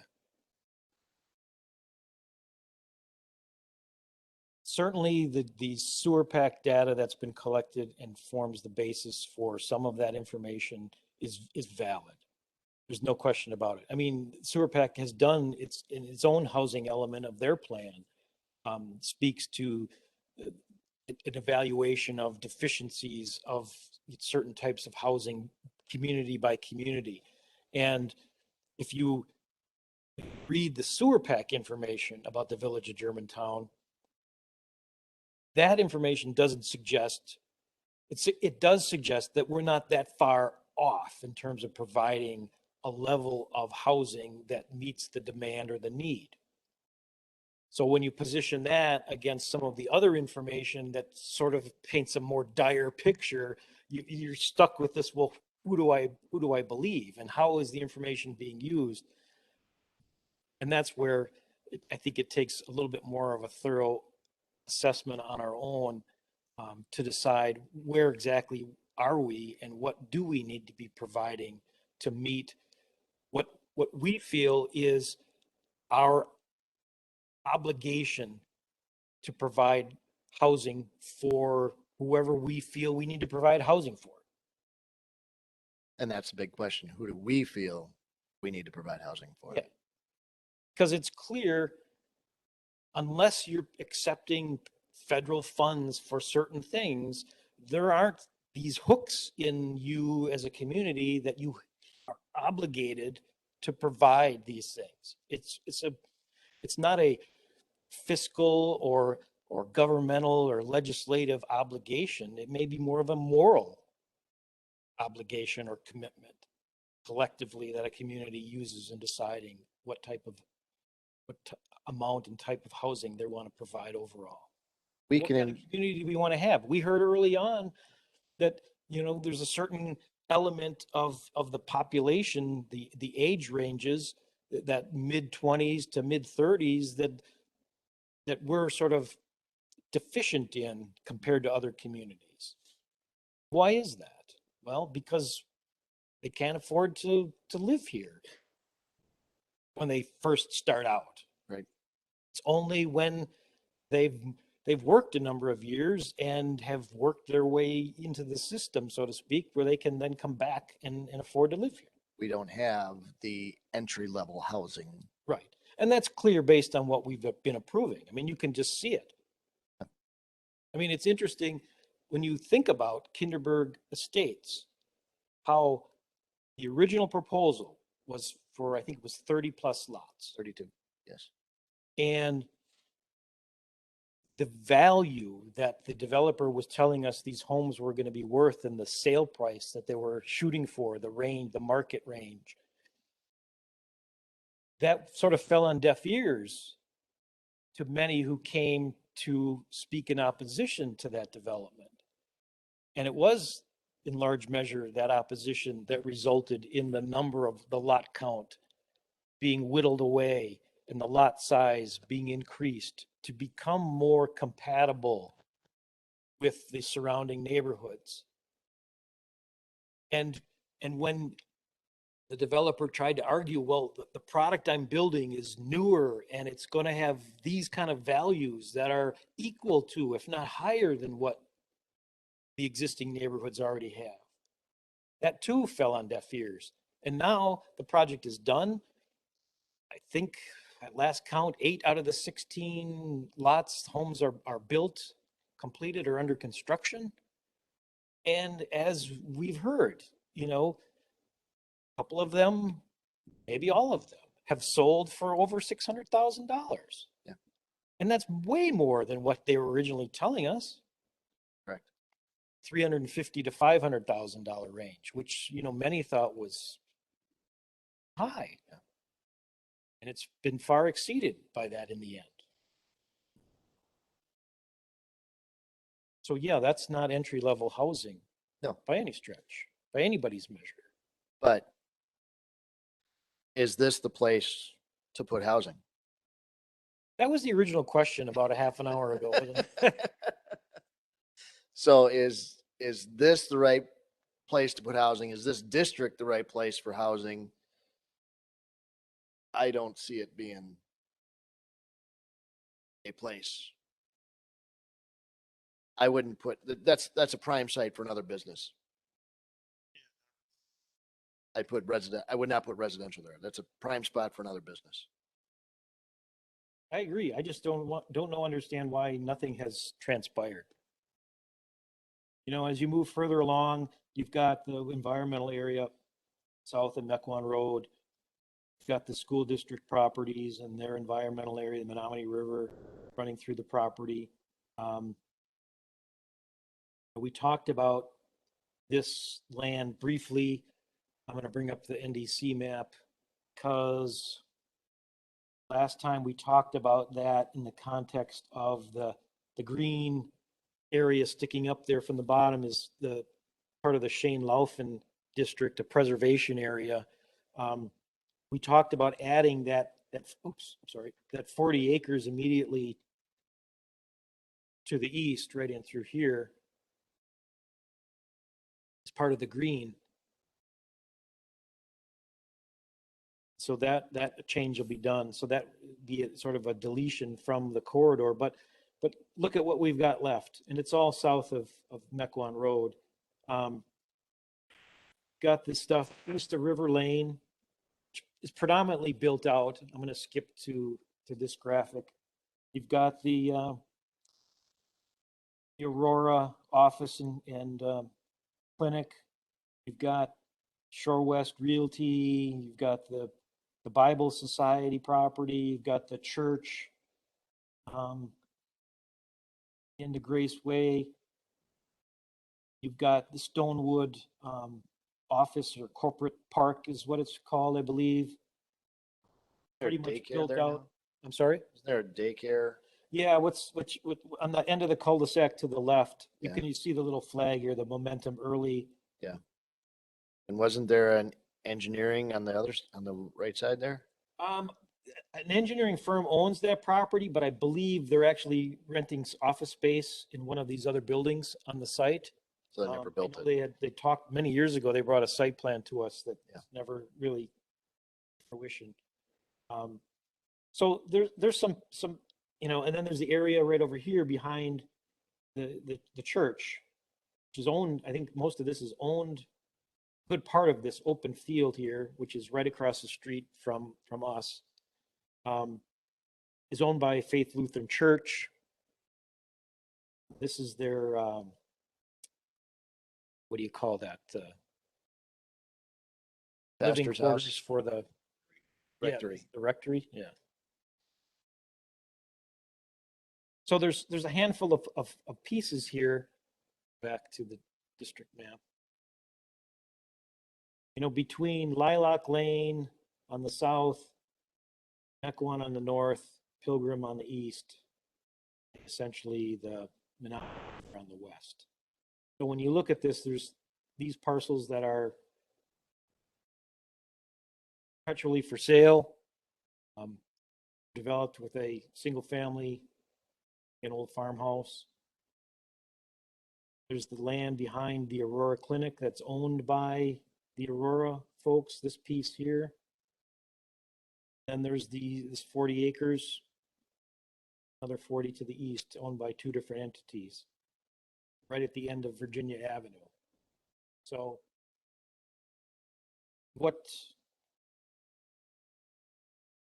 other than what we've discussed, which is essentially commercial, mixed-use commercial, institutional, and open space uses, that's what's shown on the matrix for that portion of the Land Mequon Road corridor. Residential, 1 and 2 family, we'd accept there. Yeah, and I think honestly, that had to do more with this property right here. Okay. The owners of this property that are in the middle of the picture, they actually own the balance of that 40-acre tract that surrounds them. Then you've got Virginia Avenue, which doesn't show, this graphic is old. The other adult congregate living facility is shown here as Frontida of Germantown. You've got, in terms of roadways, you've got River Lane, terminates that location. You've got Grace Way that ends where it ends with some vacant property behind it. And you've got Stonewood Court, which for all intents and purposes can't be extended any further. So we've got Virginia over here that is intended to extend to the west. You've got Grace Way that is intended to at least extend to serve this land, if not come all the way down and intersect in some fashion. Then River Lane, which is intended to be extended to the south as well, eventually intersecting somewhere with Lilac. This is a property too that has been looked at as potential for a future park facility and ball fields. Yep. Close to the business district, flat land, challenging to develop because the bedrock is so high. Associated with Schoenlafen Park. So what about this for housing? If not a park. Bedrock too shallow there to? No, you can build on bedrock. You can't put a basement in. Anchor to the bedrock if it's truly bedrock. Utilities are a challenge because those have to go 4 feet down to prevent them from freezing. So that becomes the challenge there. So that would generally explain why it hasn't been developed.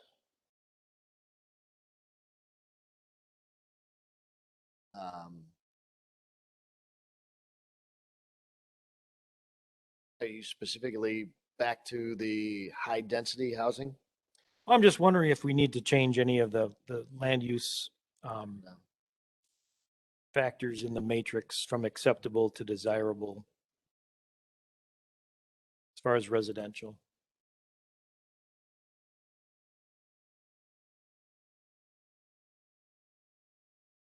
So at this point, on the east side of 41, we see this area being suitable for what it currently is developed as, or to be redeveloped into something similar. You know, honestly, there's some that often thought that this area here, screen,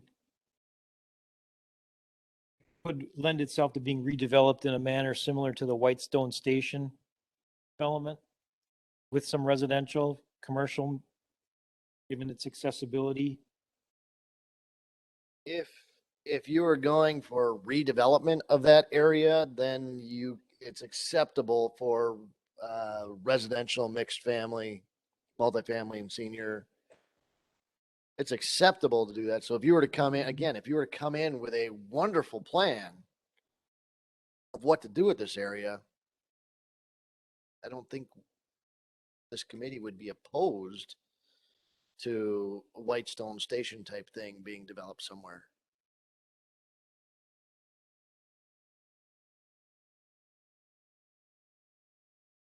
And the event and hotel, they're pretty much, they're not potential redevelopment sites really by any stretch for anything other than what they currently are or something similar. The land area that's buildable is essentially what's there today is covering the buildable property. Everything else is wet and low. This, you're saying, is suitable for redevelopment for some sort of commercial use? At least the vacant piece up on the hill. Yep.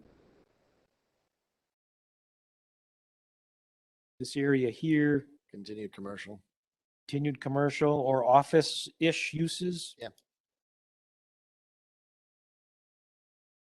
And what about in through here? Same thing, commercial office. Same thing, like perpetuate the Stonewood Corporate Park type? That's what I would see there. Okay. And what about, we want to even talk about, well, that's not in the district. No, stay away from that. And this property here, there's a home right on the corner that's for sale right now. It just went up for sale recently. The question was about possibly dividing that in two, but there's some small single-family lot on the north side of Virginia Avenue. Beyond that, the end of the cul-de-sac here, it's all zoned for and suitable for office type development. I guess the question is, what do we want to see in this particular area through here? Would have frontage on Division and access. I would continue with the commercial office. Same stuff. I'd bring that all the way through to Division. Oh, okay. It just, since the church owns it, would the church want to do something different with it? Bring a proposal and let's talk about it, but for general planning, extension of the commercial. Do we see a need to do anything with the boundary?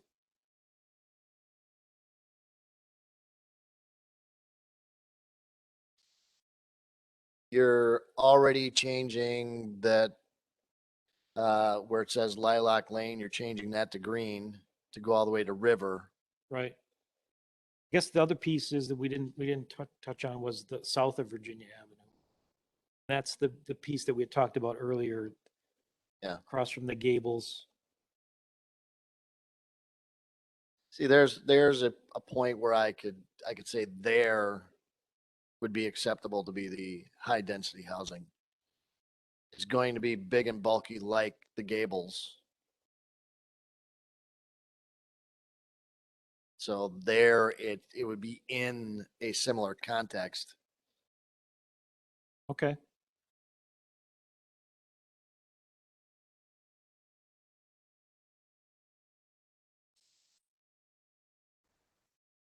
Trustee Miller, we've been talking about Parkland. Yes. He just finished. Yes.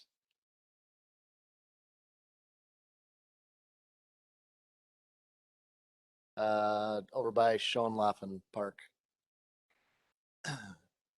There, Schoenlafen Park is is right there. What do these farm fields become? Talked about that being potential parkland, the challenges of developing it due to the high bedrock.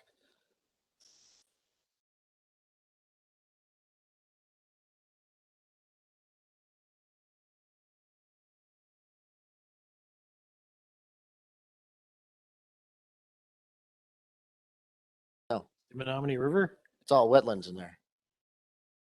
It's all environmental corridor except for the country inn and the Floridian event space. Right. So you can't do anything in that land.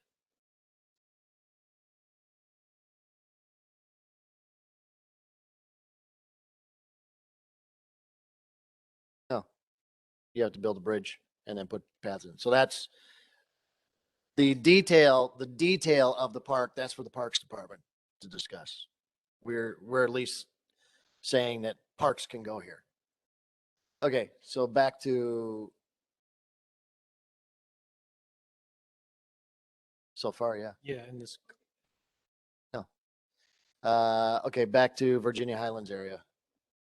So this left of the Virginia Highlands is Frontida of Germantown. That's developed already. Right. East of Virginia Highlands is a proposal for the expansion of Virginia Highlands. If we have to do this high density housing thing, I think that's a place where it could go because you are by other high density housing. Ashbury Woods, Gables of Germantown, Virginia Highlands, they're higher densities. yeah, one of the things that hung up that Gables West proposal was the fact that there's this handful of single-family lots on the north side of Virginia, and those folks were pretty outspoken when it came to the Gables West proposal. Yeah. In terms of like the building height, because they were looking at 3-4 story. Yeah, it was tall. And that's what we said is no, your original accepted proposal is only two or three stories high, and they were going greater than that. So would we consider a higher building? 3-story, Didn't 4-story? say a higher building, I said higher density. I don't know what's going to take to get that type of density, but maybe that could be a place for it. Okay. If we're required by law to do something like that. All right. Well, it's just about out of time as far as our 2-hour deadline. What do we have left to do? I'd hope we got through a few more. We got We have County Line District, and then I've got the Willow Creek Business Park, Germantown Business Park, and the Germantown Industrial Park. Let me skip ahead to.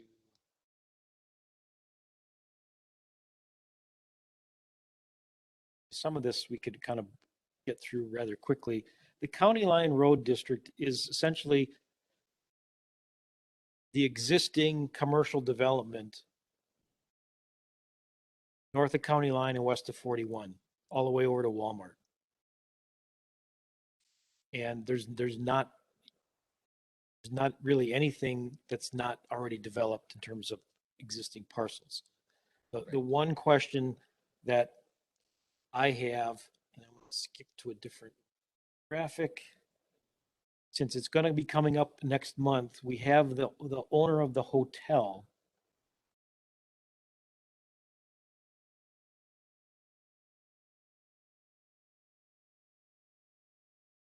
The Holiday Inn Express. A few years ago, they got a conditional use permit amendment to allow for expansion of the facility, adding up to 2 floors. We approved that. The proposal now is to only go up to 3 floors. And they need to make some tweaks to the CUP. So they're coming back for an amendment to the CUP concerning parking. And if you recall, the owner of the hotel acquired the old golf course property. The timing of the golf course owner going out of business, needing to sell the property, and the hotel at the time, talking 4 stories, was going to need more parking. So they were looking at expanding parking off the north side of that existing parking lot that's shown on the screen, which is behind the Buffalo Wild Wings and the other multi-tenant retail. Their proposal that you're going to be seeing next month shows some minor improvements to this parking lot. So they're going to add a sidewalk. They're going between the building and the parking area, and just some other landscaping type modifications, because they really don't need much more than the number of stalls that are already on the north side of that parking lot that they have an easement and agreement to use. When they acquired the golf course, they acquired the rights to use that whole bank of parking stalls on the north side of the parking lot there.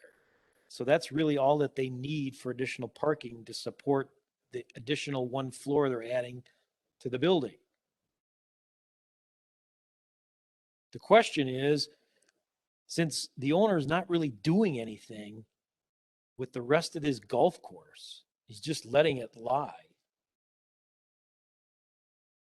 And over the years, I've encouraged him to think about, if you don't really need that, why don't you dedicate it to the village, or at least talk to the village about it? And I think that topic is going to be ripe for discussion again with the owner when he comes forward with his conditional use permit amendment.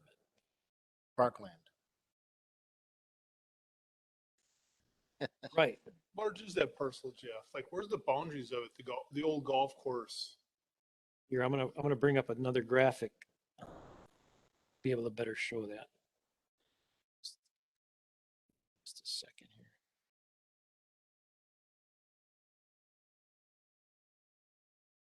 Lift it up.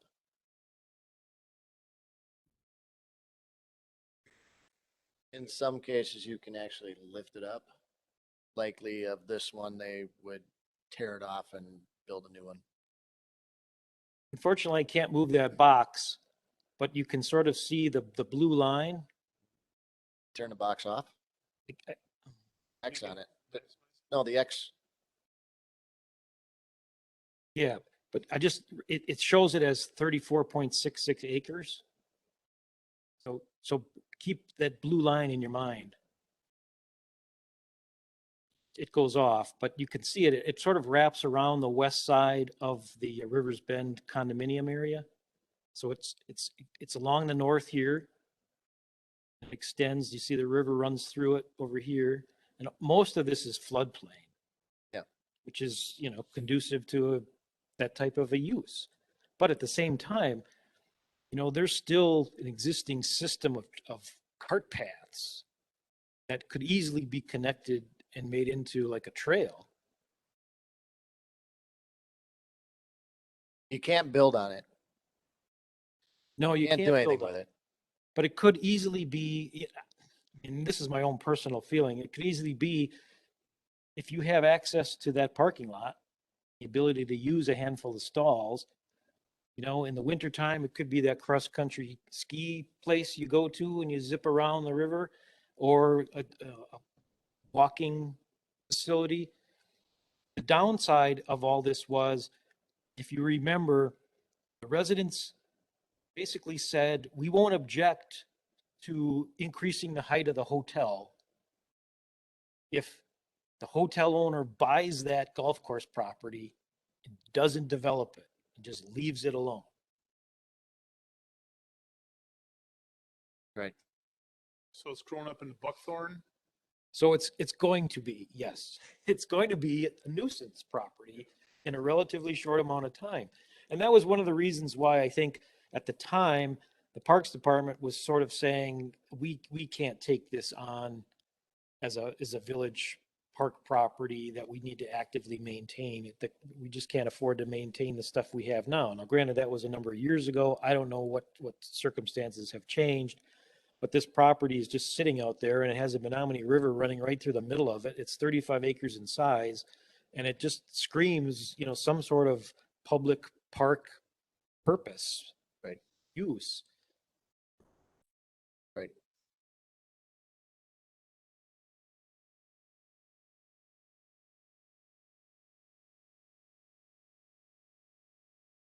Yeah, the Taco Bell property too is sort of unique in that it covers up the whole thing.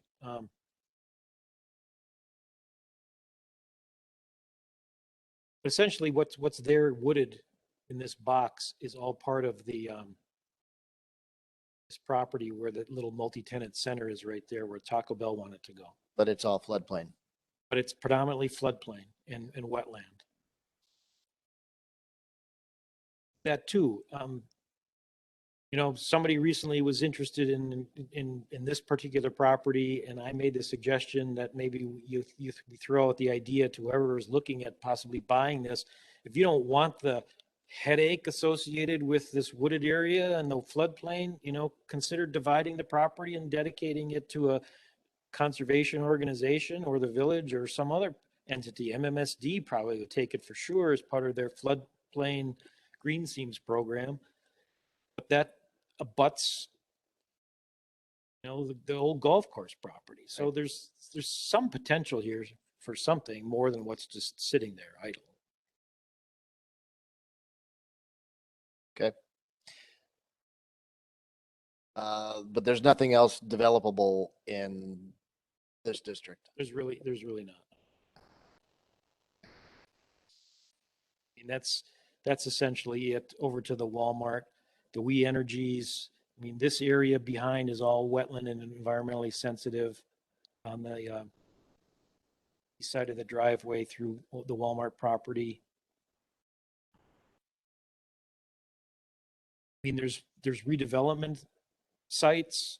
Certainly the Fleet Farm is probably, my opinion, the one with the highest potential for some sort of redevelopment. We know they're looking into things. Recently, we received an inquiry about possibly developing this portion of the parking lot with is it a Dunkin' Donuts? Some other kind of drive-through fast foodie franchise thing that's popular these days. I think we just got a typical tip-off to something in the works is when we get zoning letter requests wanting to know, you know, is there any outstanding violations? What's the zoning? Sure. You start getting those things like we've received recently. It's sort of a tip-off that property may be changing hands.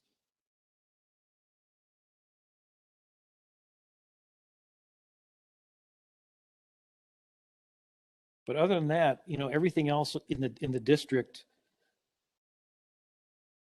you know, the Burger King went through a recent renovation. The Taco Bell will soon be going through its renovation. Everything on the north side of the county line, I think, is sitting pretty well pat at the moment. Other than the hotel, which will be coming in shortly for its expansion upward, there's nothing else developable in the county line district.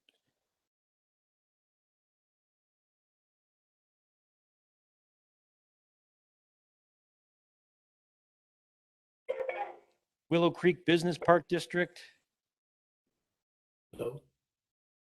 Oh, you have somebody online? Do we want to add,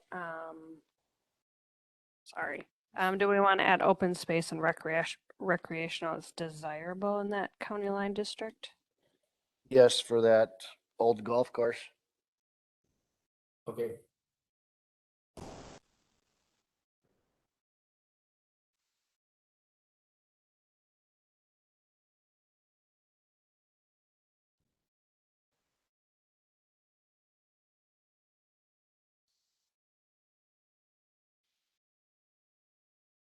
Okay, the Willow Creek Business Park. Clearly, I've got page 80.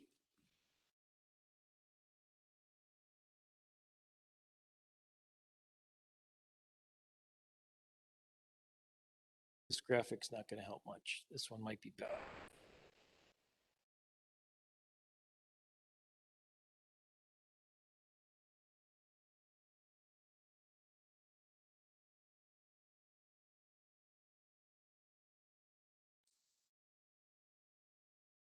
The Willow Creek Business Park District is sort of divided diagonally by Appleton Avenue, Highway 175.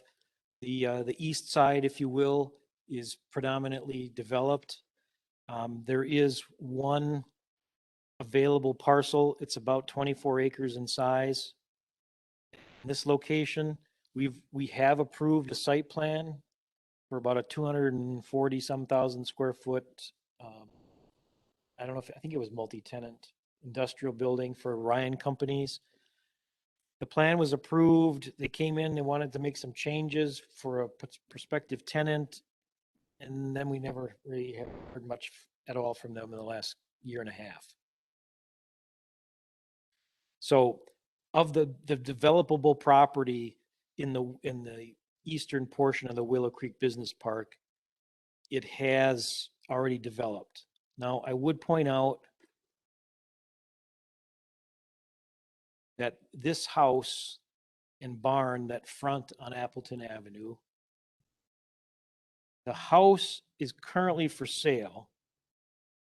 I talked to the real estate agent recently. It's about 2.6 acres.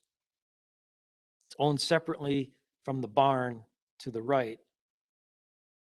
But the owner is selling it as, commercial potential. And the reality is it's surrounded on all sides by the Willow Creek Business Park in TID number 6. Arguably, it could have been included in the TID 6 at the time, but the owner at the time didn't want to be part of it. At least that's the story that we received from a real estate agent, MLG, that was working with us in developing the TID 6 in the Willow Creek Business Park. Be that as it may, it's now for sale. I recently received an inquiry from somebody who's looking to relocate a growing business out of the industrial park. And I've suggested this as one of the properties they might want to look at. Would the Plan Commission have any objection to this becoming a commercial property and or part of the business park in some way, if that were possible? Extension of it. It does make a lot of sense. In can be- fact, Tapped right onto that. they come right off the cul-de-sac. I wouldn't have a problem with it going commercial. I'd have a problem adding it to the TID district. Adding it to the TID district.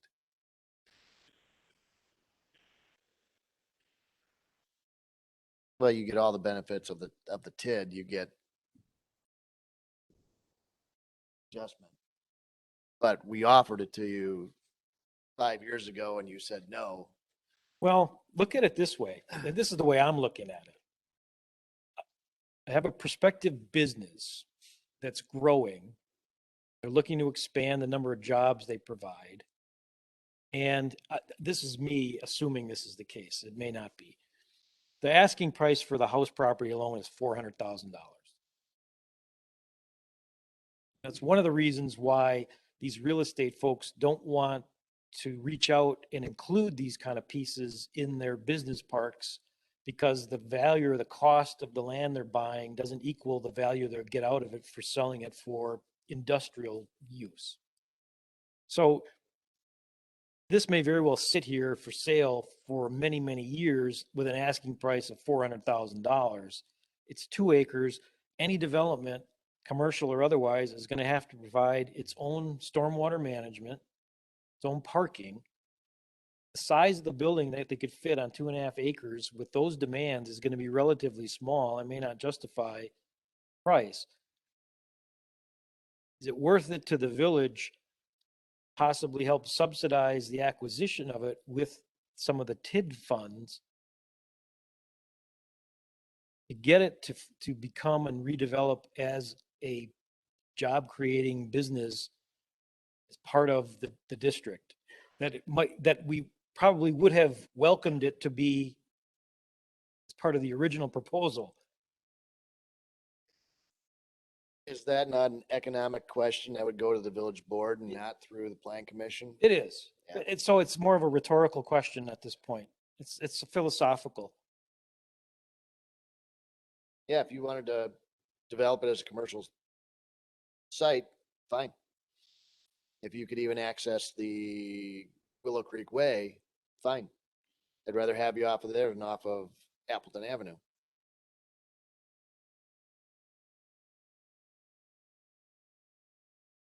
The barn property is owned by somebody, somebody else, not related to or part of the house property. I think the owner actually lives somewhere in Wisconsin.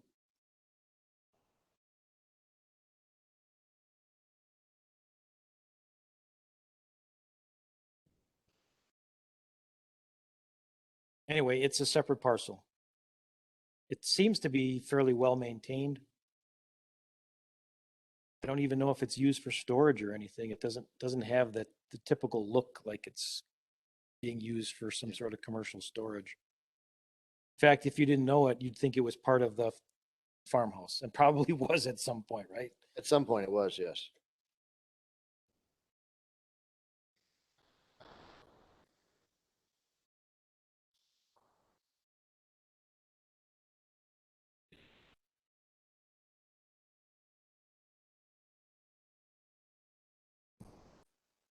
Trouble with my maps here.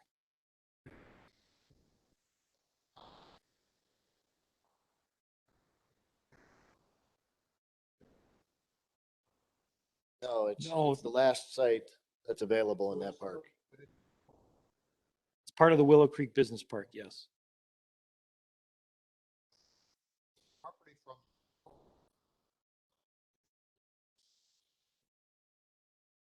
You know, I don't believe that the house property actually abuts. Yeah. It's close. Frankly, I think there's actually an outlot. No, that's not where you got your arrows there. That's another lot. Yeah, it's part of the it's an outlot in the Willow Creek Business Park Association. So it's on, and this Blue Mountain Road address is MLG, whatever their current name is. So they're the head of the business, the association, if you will, for the business park. So I would venture a guess that they would be likely acceptable to any sort of allowing or selling a property to get, from Willow Creek to the backside of this property. Makes some sense. But the real question, frankly, is the west side of the Willow Creek Business Park. And the south side. Yes. Right now, let me jump to this graphic.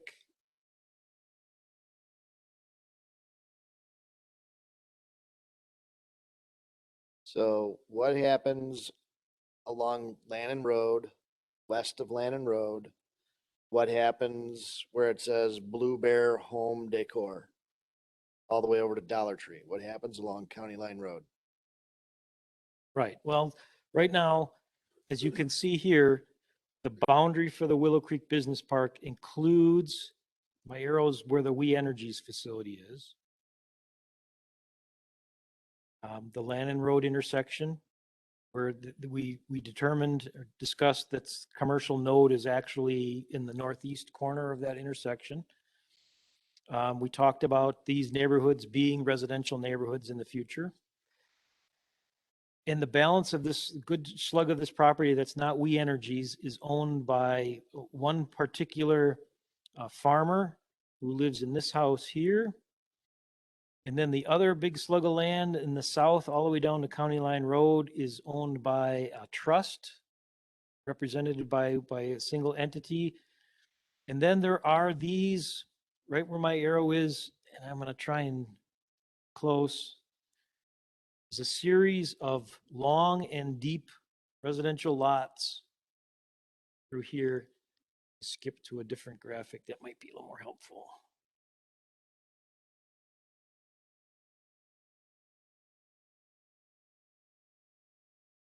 You can sort of see the pattern right here. These are all deep lots with single-family homes built, you know, in the wooded areas for the most part. So you can sort of see here that this area right in through here, where it's already developed with single-family, large lot, single-family uses that go very deep off of Lannon to the back side here, we are showing that currently as being part of the Willow Creek Business Park.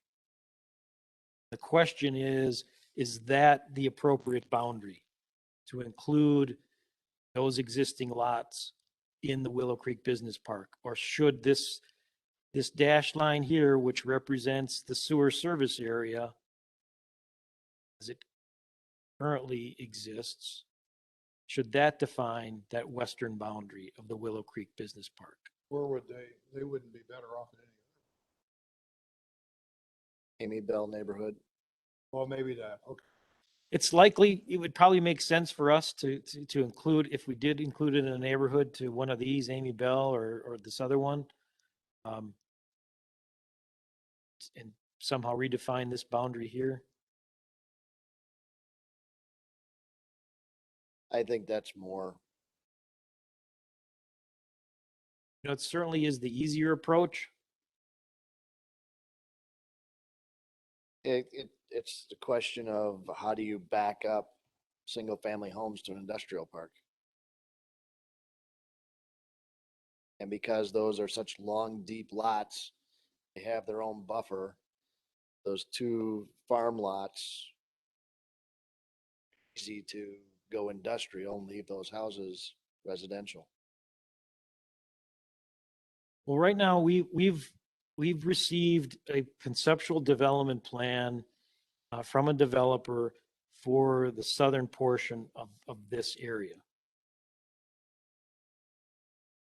And one of the things that we've discussed with them was the notion of maybe it would be suitable for a higher density residential along County Line Road. I believe that conversation has sort of taken off to the extent that there is a developer who has expressed some interest in developing some multifamily type housing for this particular portion of that eastern part of the business park. The southern end, the whole southern end? The southern end, not the whole thing, but just sort of north and east of this Blue Bear Home Decor, which really is, there's two small residential parcels, much like the one we just talked about on Appleton Avenue, pre-existing old farmsteads that have been converted to just basically small hobby type businesses that are now in the midst of, you know, the Willow Creek Business Park. They're located right down here in the bottom where the U and the N are in county.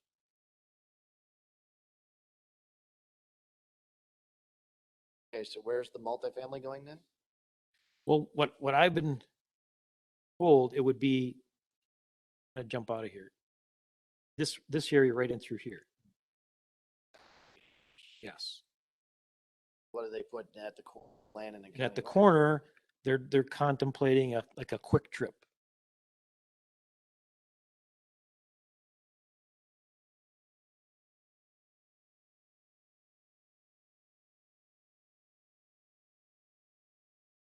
There's a handful, you can see the driveways. It's not heavy, but yes, there are. Yes, I mean, there's the pond in Paradise. I don't know if it's like a pheasant. No, it's not a pheasant thing. It's some sort of a business.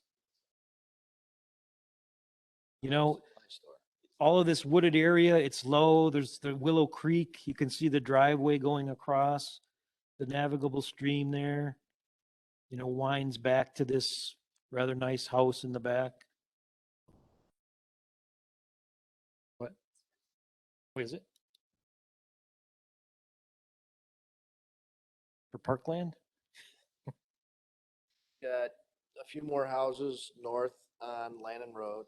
Yeah, just some smaller lot stuff. Again, it goes narrow and more deeper than it is wide. You've got the old schoolhouse property, the old research facility, which is vacant and I believe for sale. Yep. Got, yeah, that's right. That's part of the land and road. Thanks, Emily. I'm getting a little far afield here. So I guess my question is, should we include those long, narrow lots right in through here as part of the business park or take them out? personally, I'd say take them out.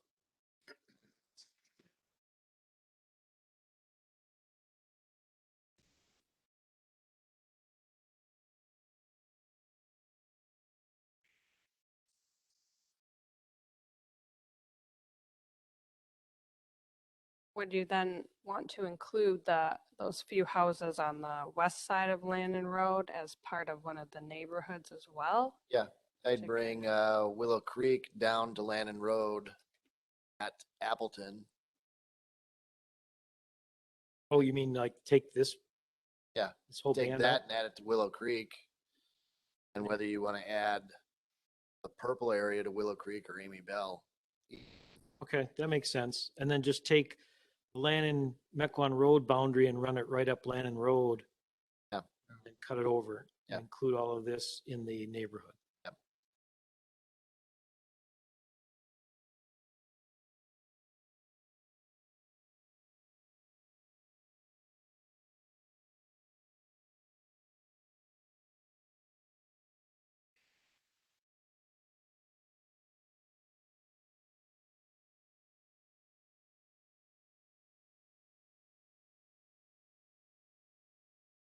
Other than that, the uses, again, are intended to be industrial type uses. Acceptable include commercial, institutional, open space, mixed use commercial.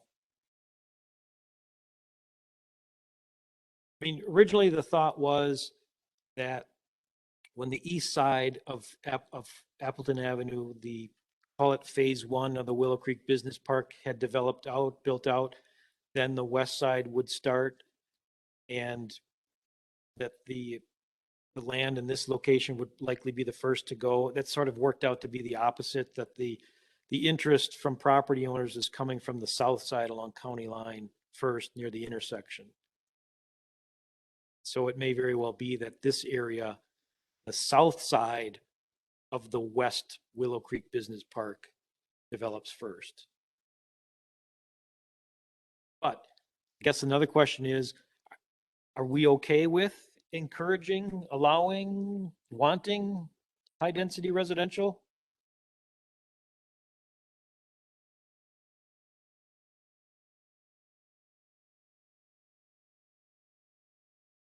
Dirt spot there is a senior living. Right. There's the Grace Church Senior Living. That was actually the Gables West that was supposed to be on the Village of Germantown property. That's another story for another day. Yes, so there's a large single-family residential area, all on it, well and septic. There's no water and sewer serving this particular subdivision. So it's been there quite a while. I want a large density residential development in that area. It says Blue Bear Home Decor. Right in through here.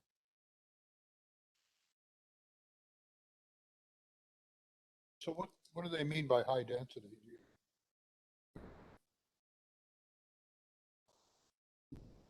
Apartments? What is- It would probably be in the 8 to 10 dwelling units an acre, 3-story-ish type apartment type buildings. So that, yeah.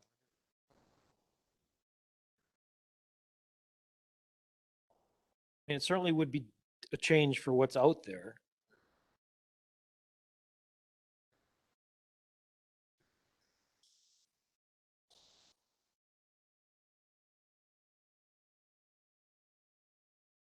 single-family homes. Not very dense. No, actually, it is pretty dense. I think these are relatively smaller lots. I don't know why I can't get into my, 1,500 square feet.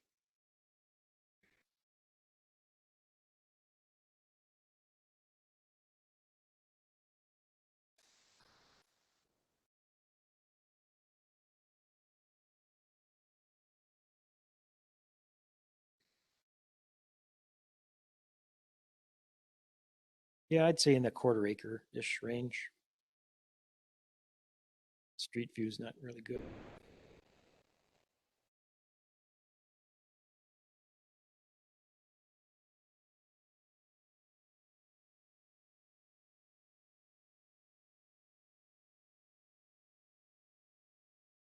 So the discussion we had at one point was that resident or the commercial fabric from farther east on county line is not going to expand. Commercial market is dried up. And retail there, Dollar Tree store and that shopping center next to Dollar Tree has been challenged with the economy. So do you really think that that fabric is going to extend farther west? My opinion would be. And what do you put on County Line Road out in this neck of the woods? Transition it from industrial, go higher up on the page. Commercial, which was supposed to be on this road, to low density, single family, west of Landon Road. When you say it was intended to be commercial, yes, under the current plan, I mean, this just looks a mess, doesn't it? Here's Landon Road running through here to the interchange. Appleton Avenue, the black solid line was the sewer service area, is the sewer service area. So originally, the original plan had commercial along County Line Road along the south, the We Energies facility here, then industrial, including those long, deep residential lots, and commercial along Appleton Avenue, portions of Lannon. Clearly, what we found is that this environmental area along the west side of Lannon Road is much more impactful and greater than what it's shown here. And really, you can't develop anything commercially along here other than tiny little lots. It's almost as if the single family residential that's there is the best that you'd want for in that location. Right? Particularly in light of the Willow Creek environmental area right behind it. East of Lannon was slated for commercial. It's not going to develop as commercial.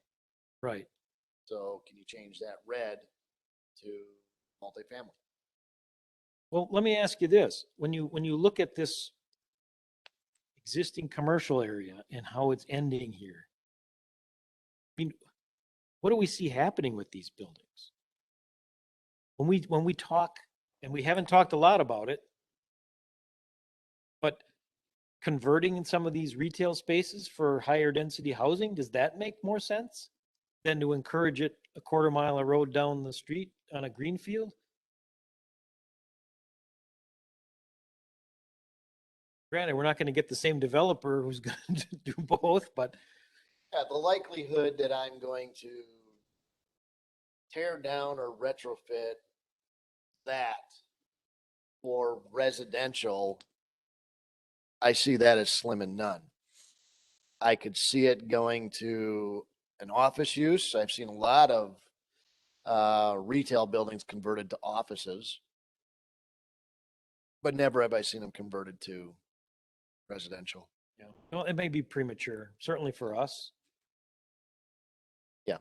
Makes sense on its own due course in time, 10 years. Right. I think those are like 80% vacant. Oh, yeah. Can't imagine. I don't know who's in there anymore. And things. That's gone. Oh, at the very end? Yeah, it's like a pet store. Yeah, as Emily pointed out, the Sally Beauty Supply is the only tenant. The smallest space probably. Then when you move over, you've got Aldi. Petco's no longer there. Is Petco there? Well, who's missing? Pier 1 isn't. Pier 1 is missing. Everyone's gone. They've converted a lot of stuff like that to facilities.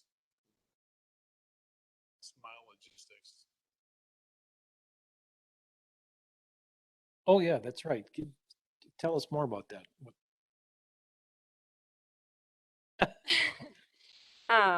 They are Pier 1, where Pier 1 was and the Halloween store was temporarily this year. They are leasing it to I don't know the name, I apologize off the top of my head, but it's a COVID testing site through the end of July is the end of their lease. So interesting. So, Yeah, I wouldn't, the retail is being backfilled pretty well in other areas. It just hasn't gotten to this development yet. Why?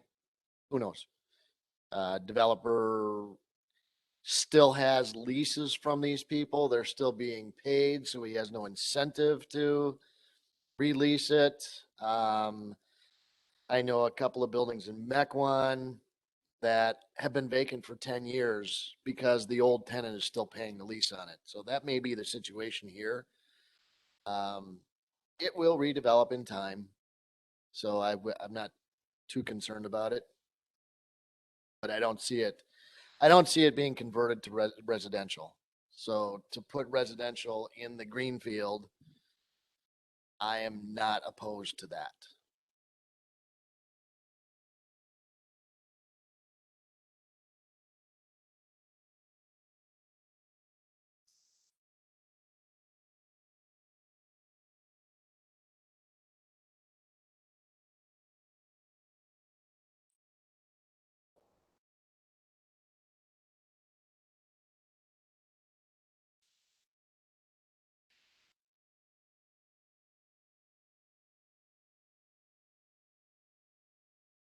one of the things that has been discussed amongst sort of at a staff level is the fact that the Holy Hill Gateway area, TID 8, and on the south side, the extension of TID 7, the uses there are these large warehousing distribution centers, large buildings, few employees, sort of a thing. And it's in some ways has sort of consumed greater proportion of the land we had hoped to set aside for future industrial uses.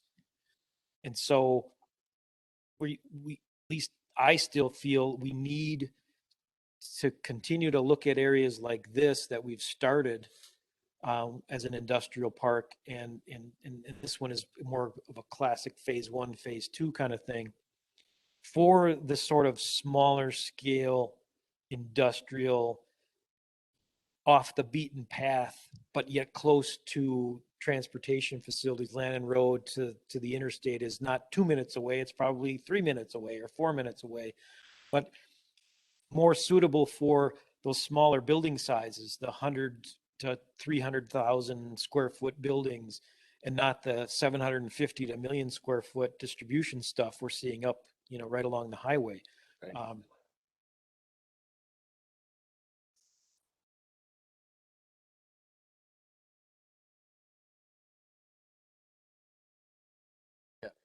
Yes.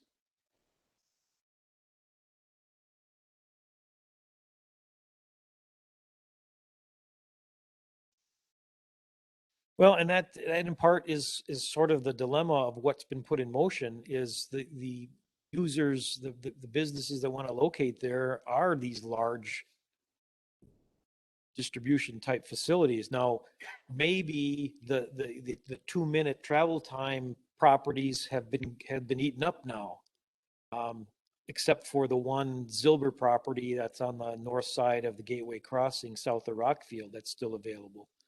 It's like 30, 40 acres in size, so that could accommodate a fairly large building. But, beyond that, what's left, the Wetterau properties at the corner of Goldendale and Holy Hill, we're talking about the northeast corner of Goldendale and Holy Hill for smaller sized industrial.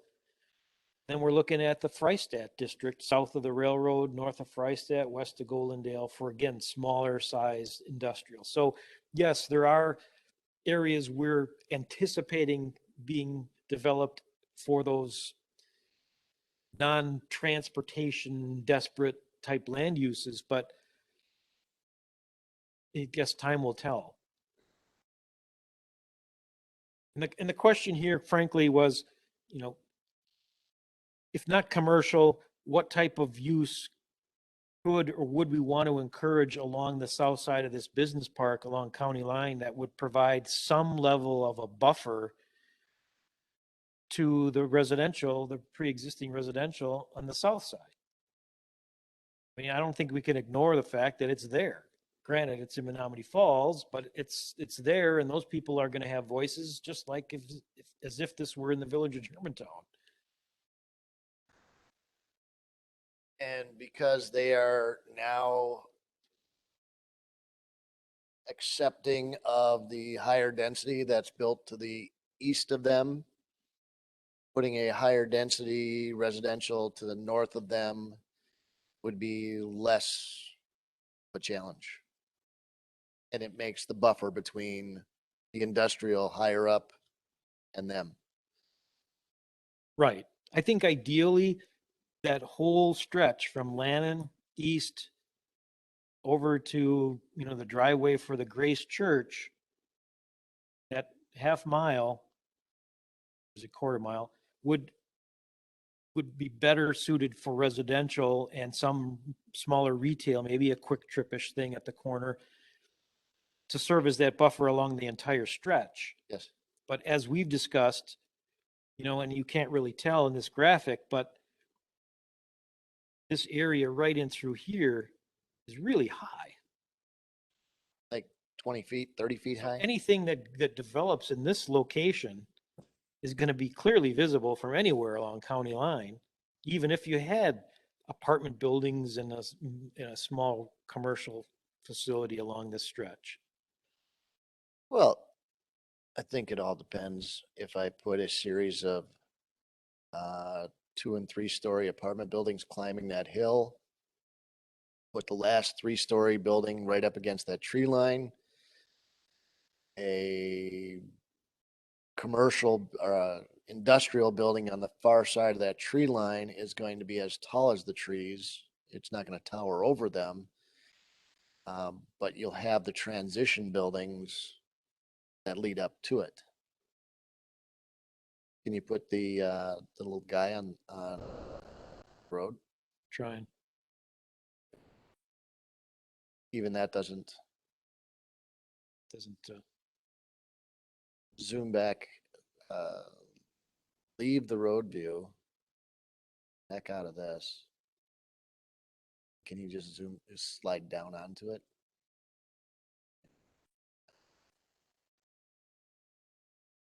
I think you can get the topography, the sense of the. Go over towards the intersection and look back at the property and go down towards the intersection.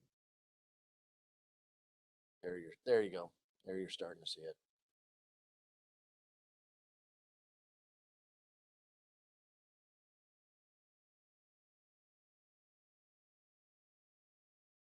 So where it looks like there's a road up there, that light tan area has got to be 20 to 25 feet above County Line Road. Yeah, you can sort of see right in through here. It's the highest. Yeah. And if you had a apartment development that was climbing that hill with multiple buildings, nicely arranged, they would all have a nice view to the south, and it would block the industrial behind that row of trees from the residential. And then on this corner, I don't have a problem with a Quick Trip being put on that corner.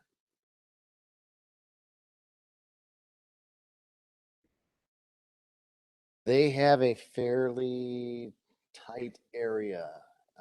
Talking to somebody, this area is highly desirable for them. While it does seem like we have a lot of them, would like more.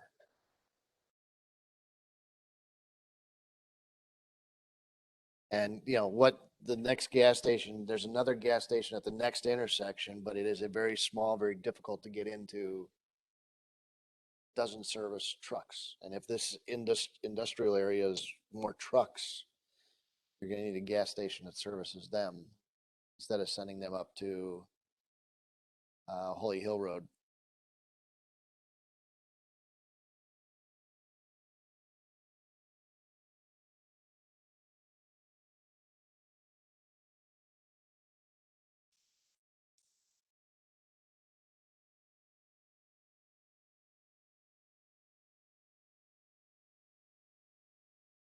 Yeah, no, that I don't want.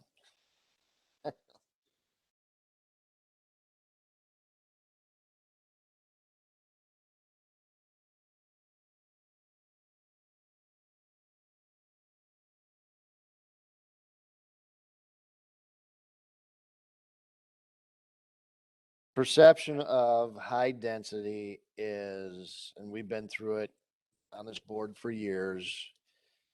Those are tenants, they're renters, they're transient, they're crime. We want that. Yeah. You will. You recommend anything for high density, you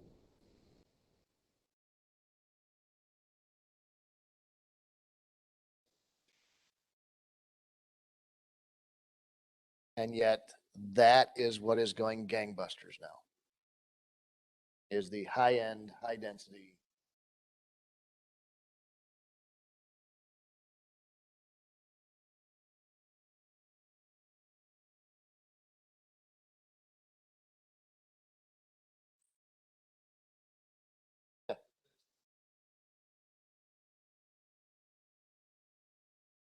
Whitestone.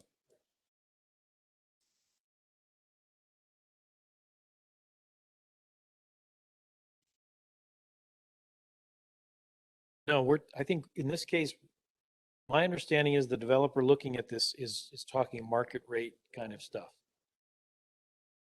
Not lower, but comparable to what we're seeing Saxon.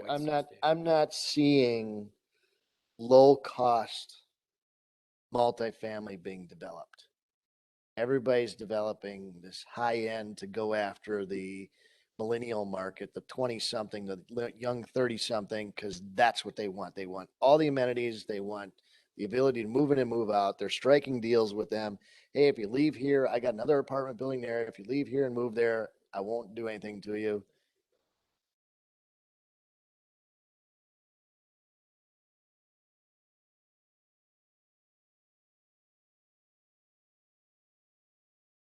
All a matter of perception, where you're coming from. Yeah.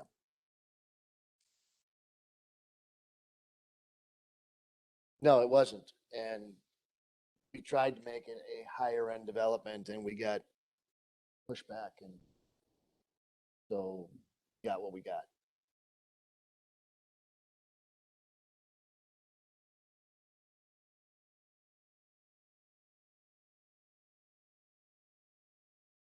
So we're okay with the higher density residential in this location. Sounds like it, yes. David, you're more accepting to it being the west side, closer to the intersection. West of these two homes. I am comfortable with it from the intersection all the way up to the driveway, like you had said a little bit ago. Okay. And then you want to put a Quick Trip on the at the intersection, I'm fine with that. For a plan. Well, I think what I've seen is that the industrial development that would be in this general location here.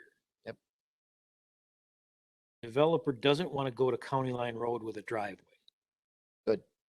They want to curve, bring it down, road down and then swing it to the west and intersect at Lannon over here. Better there than on County Line. I don't, And that's driving put the quick trip in this location where the trucks can stop in at one end of that facility. And therefore the residential being over on this end. Yeah. And somehow, I don't know if these stay or become part of the development, or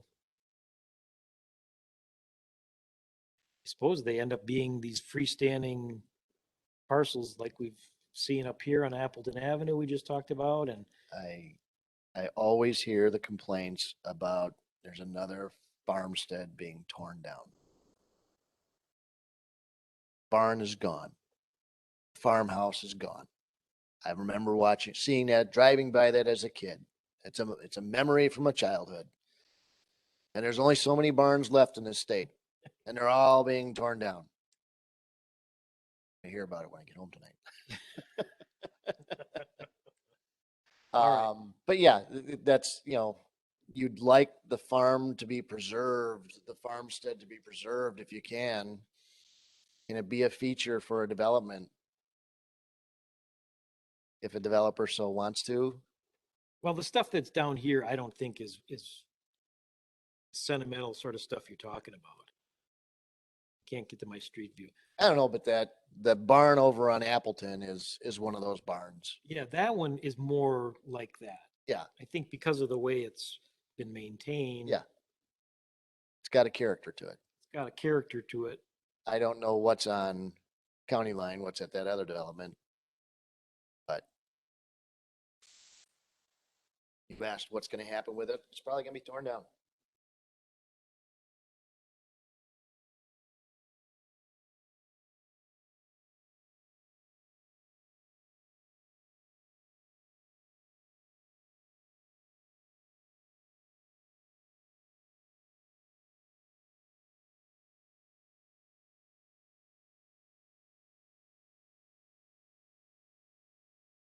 I don't think you're going to see much of it Right there in the center.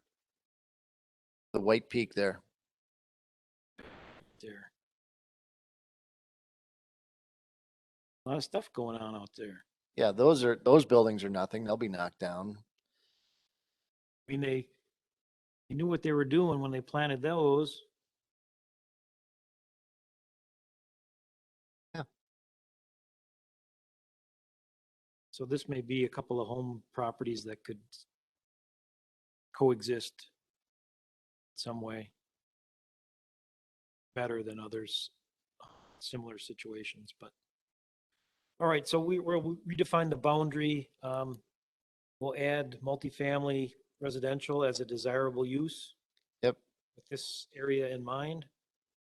The last two districts, I don't know that we really need to talk much about. It's the Germantown Business Park and the Germantown Industrial Park. The boundaries aren't changing. And frankly, there's not anything really new to discuss so much as developable properties or questions about what could go on those properties. No, the business park is pretty much built out. With the exception of the northeast corner. Which those properties are all purchased by a developer. They're just waiting to move forward with their plans. Right. And the other one is the, get over there, the business park, which is the original business park that TID 1, 2, and 3 areas. People keep coming in and out to do additions, but there are no vacant lots in that area. Is that correct? Except for Speaker Corporation, which Relatively has, few. I mean, we're just talking about the Speaker Corporation property. yeah, but they've acquired all that for their development. They've acquired it. They have a general concept plan that they presented when they did the second building, this vicinity. You know, we've approved an expansion. In fact, that'll be another site plan expansion for this facility here. We approved the parking expansion and grading a couple months ago. There's this property next to the county park. It's vacant, but it has that navigable stream and wetlands running through the middle of it. So that may sit idle for quite some time. There's a vacant piece way over here next to the old Brio Desert Air company that's there now. There's really, yeah, there's not a whole lot other than, you know, a handful of larger areas on existing properties that are suitable for expansion at some point in the future. Right.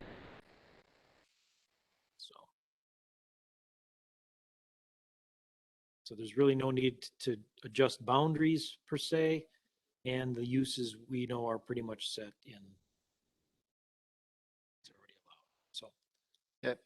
with that, I really appreciate you guys sticking out through the evening. We've been here for quite some time, but Okay.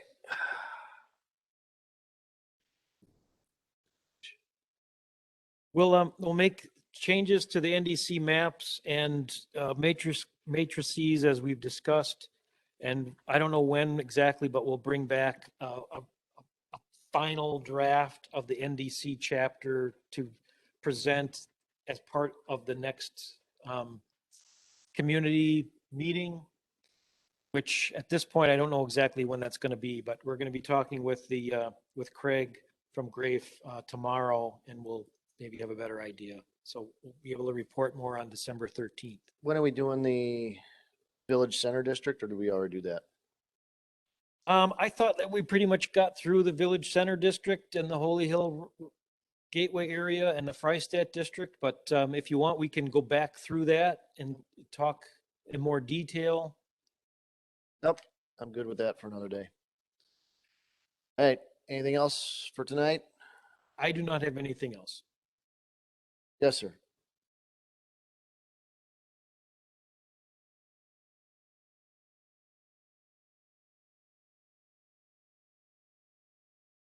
The trustees, several trustees have questioned, when are we doing things? I started bringing it up at the village board meeting, so it's getting out to people. The argument that is being presented is nobody else knows about this. Question is, how do you notice things around the village? If you recall, we started putting the dog up at houses at places to identify there's something going on here. How do you notify this meeting? These are not official introduction of this to the residents yet. That is coming up when? We don't have a firm date yet. Okay, so there is an official, this has been agreed to by us. We are now presenting it to the community. When we do that, we will advertise, we will post on the reader board, we'll send out notifications, we'll get we've got a newspaper person who's interested and is willing to write a brief story in the newspaper about what we're going to be presenting and when. So I think we're going to be okay as far as advertising for our next community workshop. But it's these individual working sessions that I think is the concern, that not enough people know about it.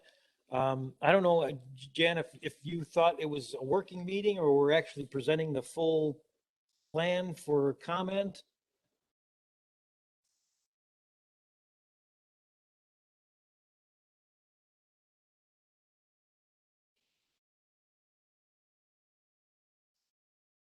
We're still discussing the plan here tonight.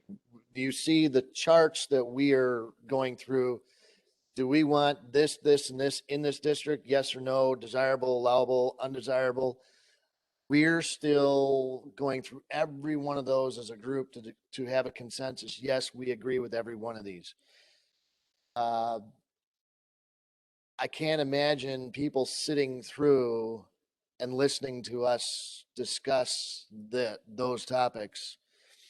Right. Whereas For us to sit through it. Yeah, whereas when you get to the here's the plan, here's what's we've slated for your neighborhood.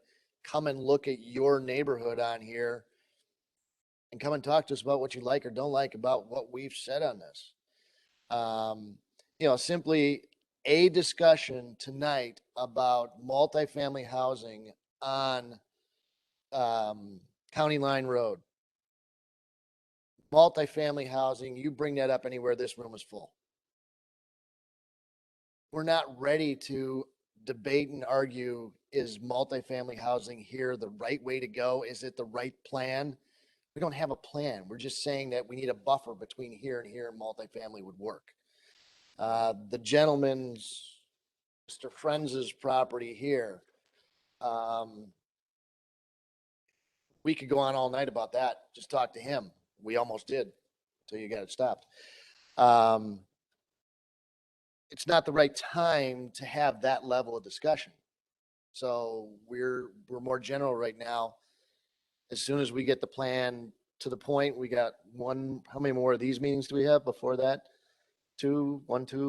Well, I'd like to bring, not on December 13th, because we got other things to deal with, but can't have a special meeting at the end of December because that's holiday season. Right. So we're probably looking at the next special meeting would be in early January or in January. End of January. Talk to bring to you a final draft of the neighborhood district and corridor component, the land use component of the plan. And that's the point at which we need to go out to the public and get feedback on those things. Because the land use component is the most critical one of all. Okay. So we're getting closer. Yes, Trustee Miller. You have to come up to the mic. You have to come up to the microphone. You're here. We're still being televised.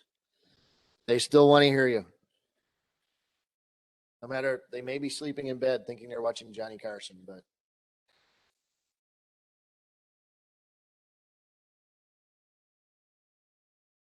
One suggestion that I might have for you is, I was able to go, I'm on Leadership Germantown, and we toured a Life Church. They have a real nice facility with huge screens, bigger than this, and seating for probably 150 people. And they even have a big console in the back where they can, if you've got a band or something, they can do it. It's totally separate. It's totally free. And you could use that type of facility to have a session. Yeah, we could certainly consider that because I know our Yeah. library space, I don't think we're able to It's- open up and use both sides. Nope, it's not available. We're busting at the seams. We want to expand. That's all. Thank you. Thank you. All right. Any further comments, questions?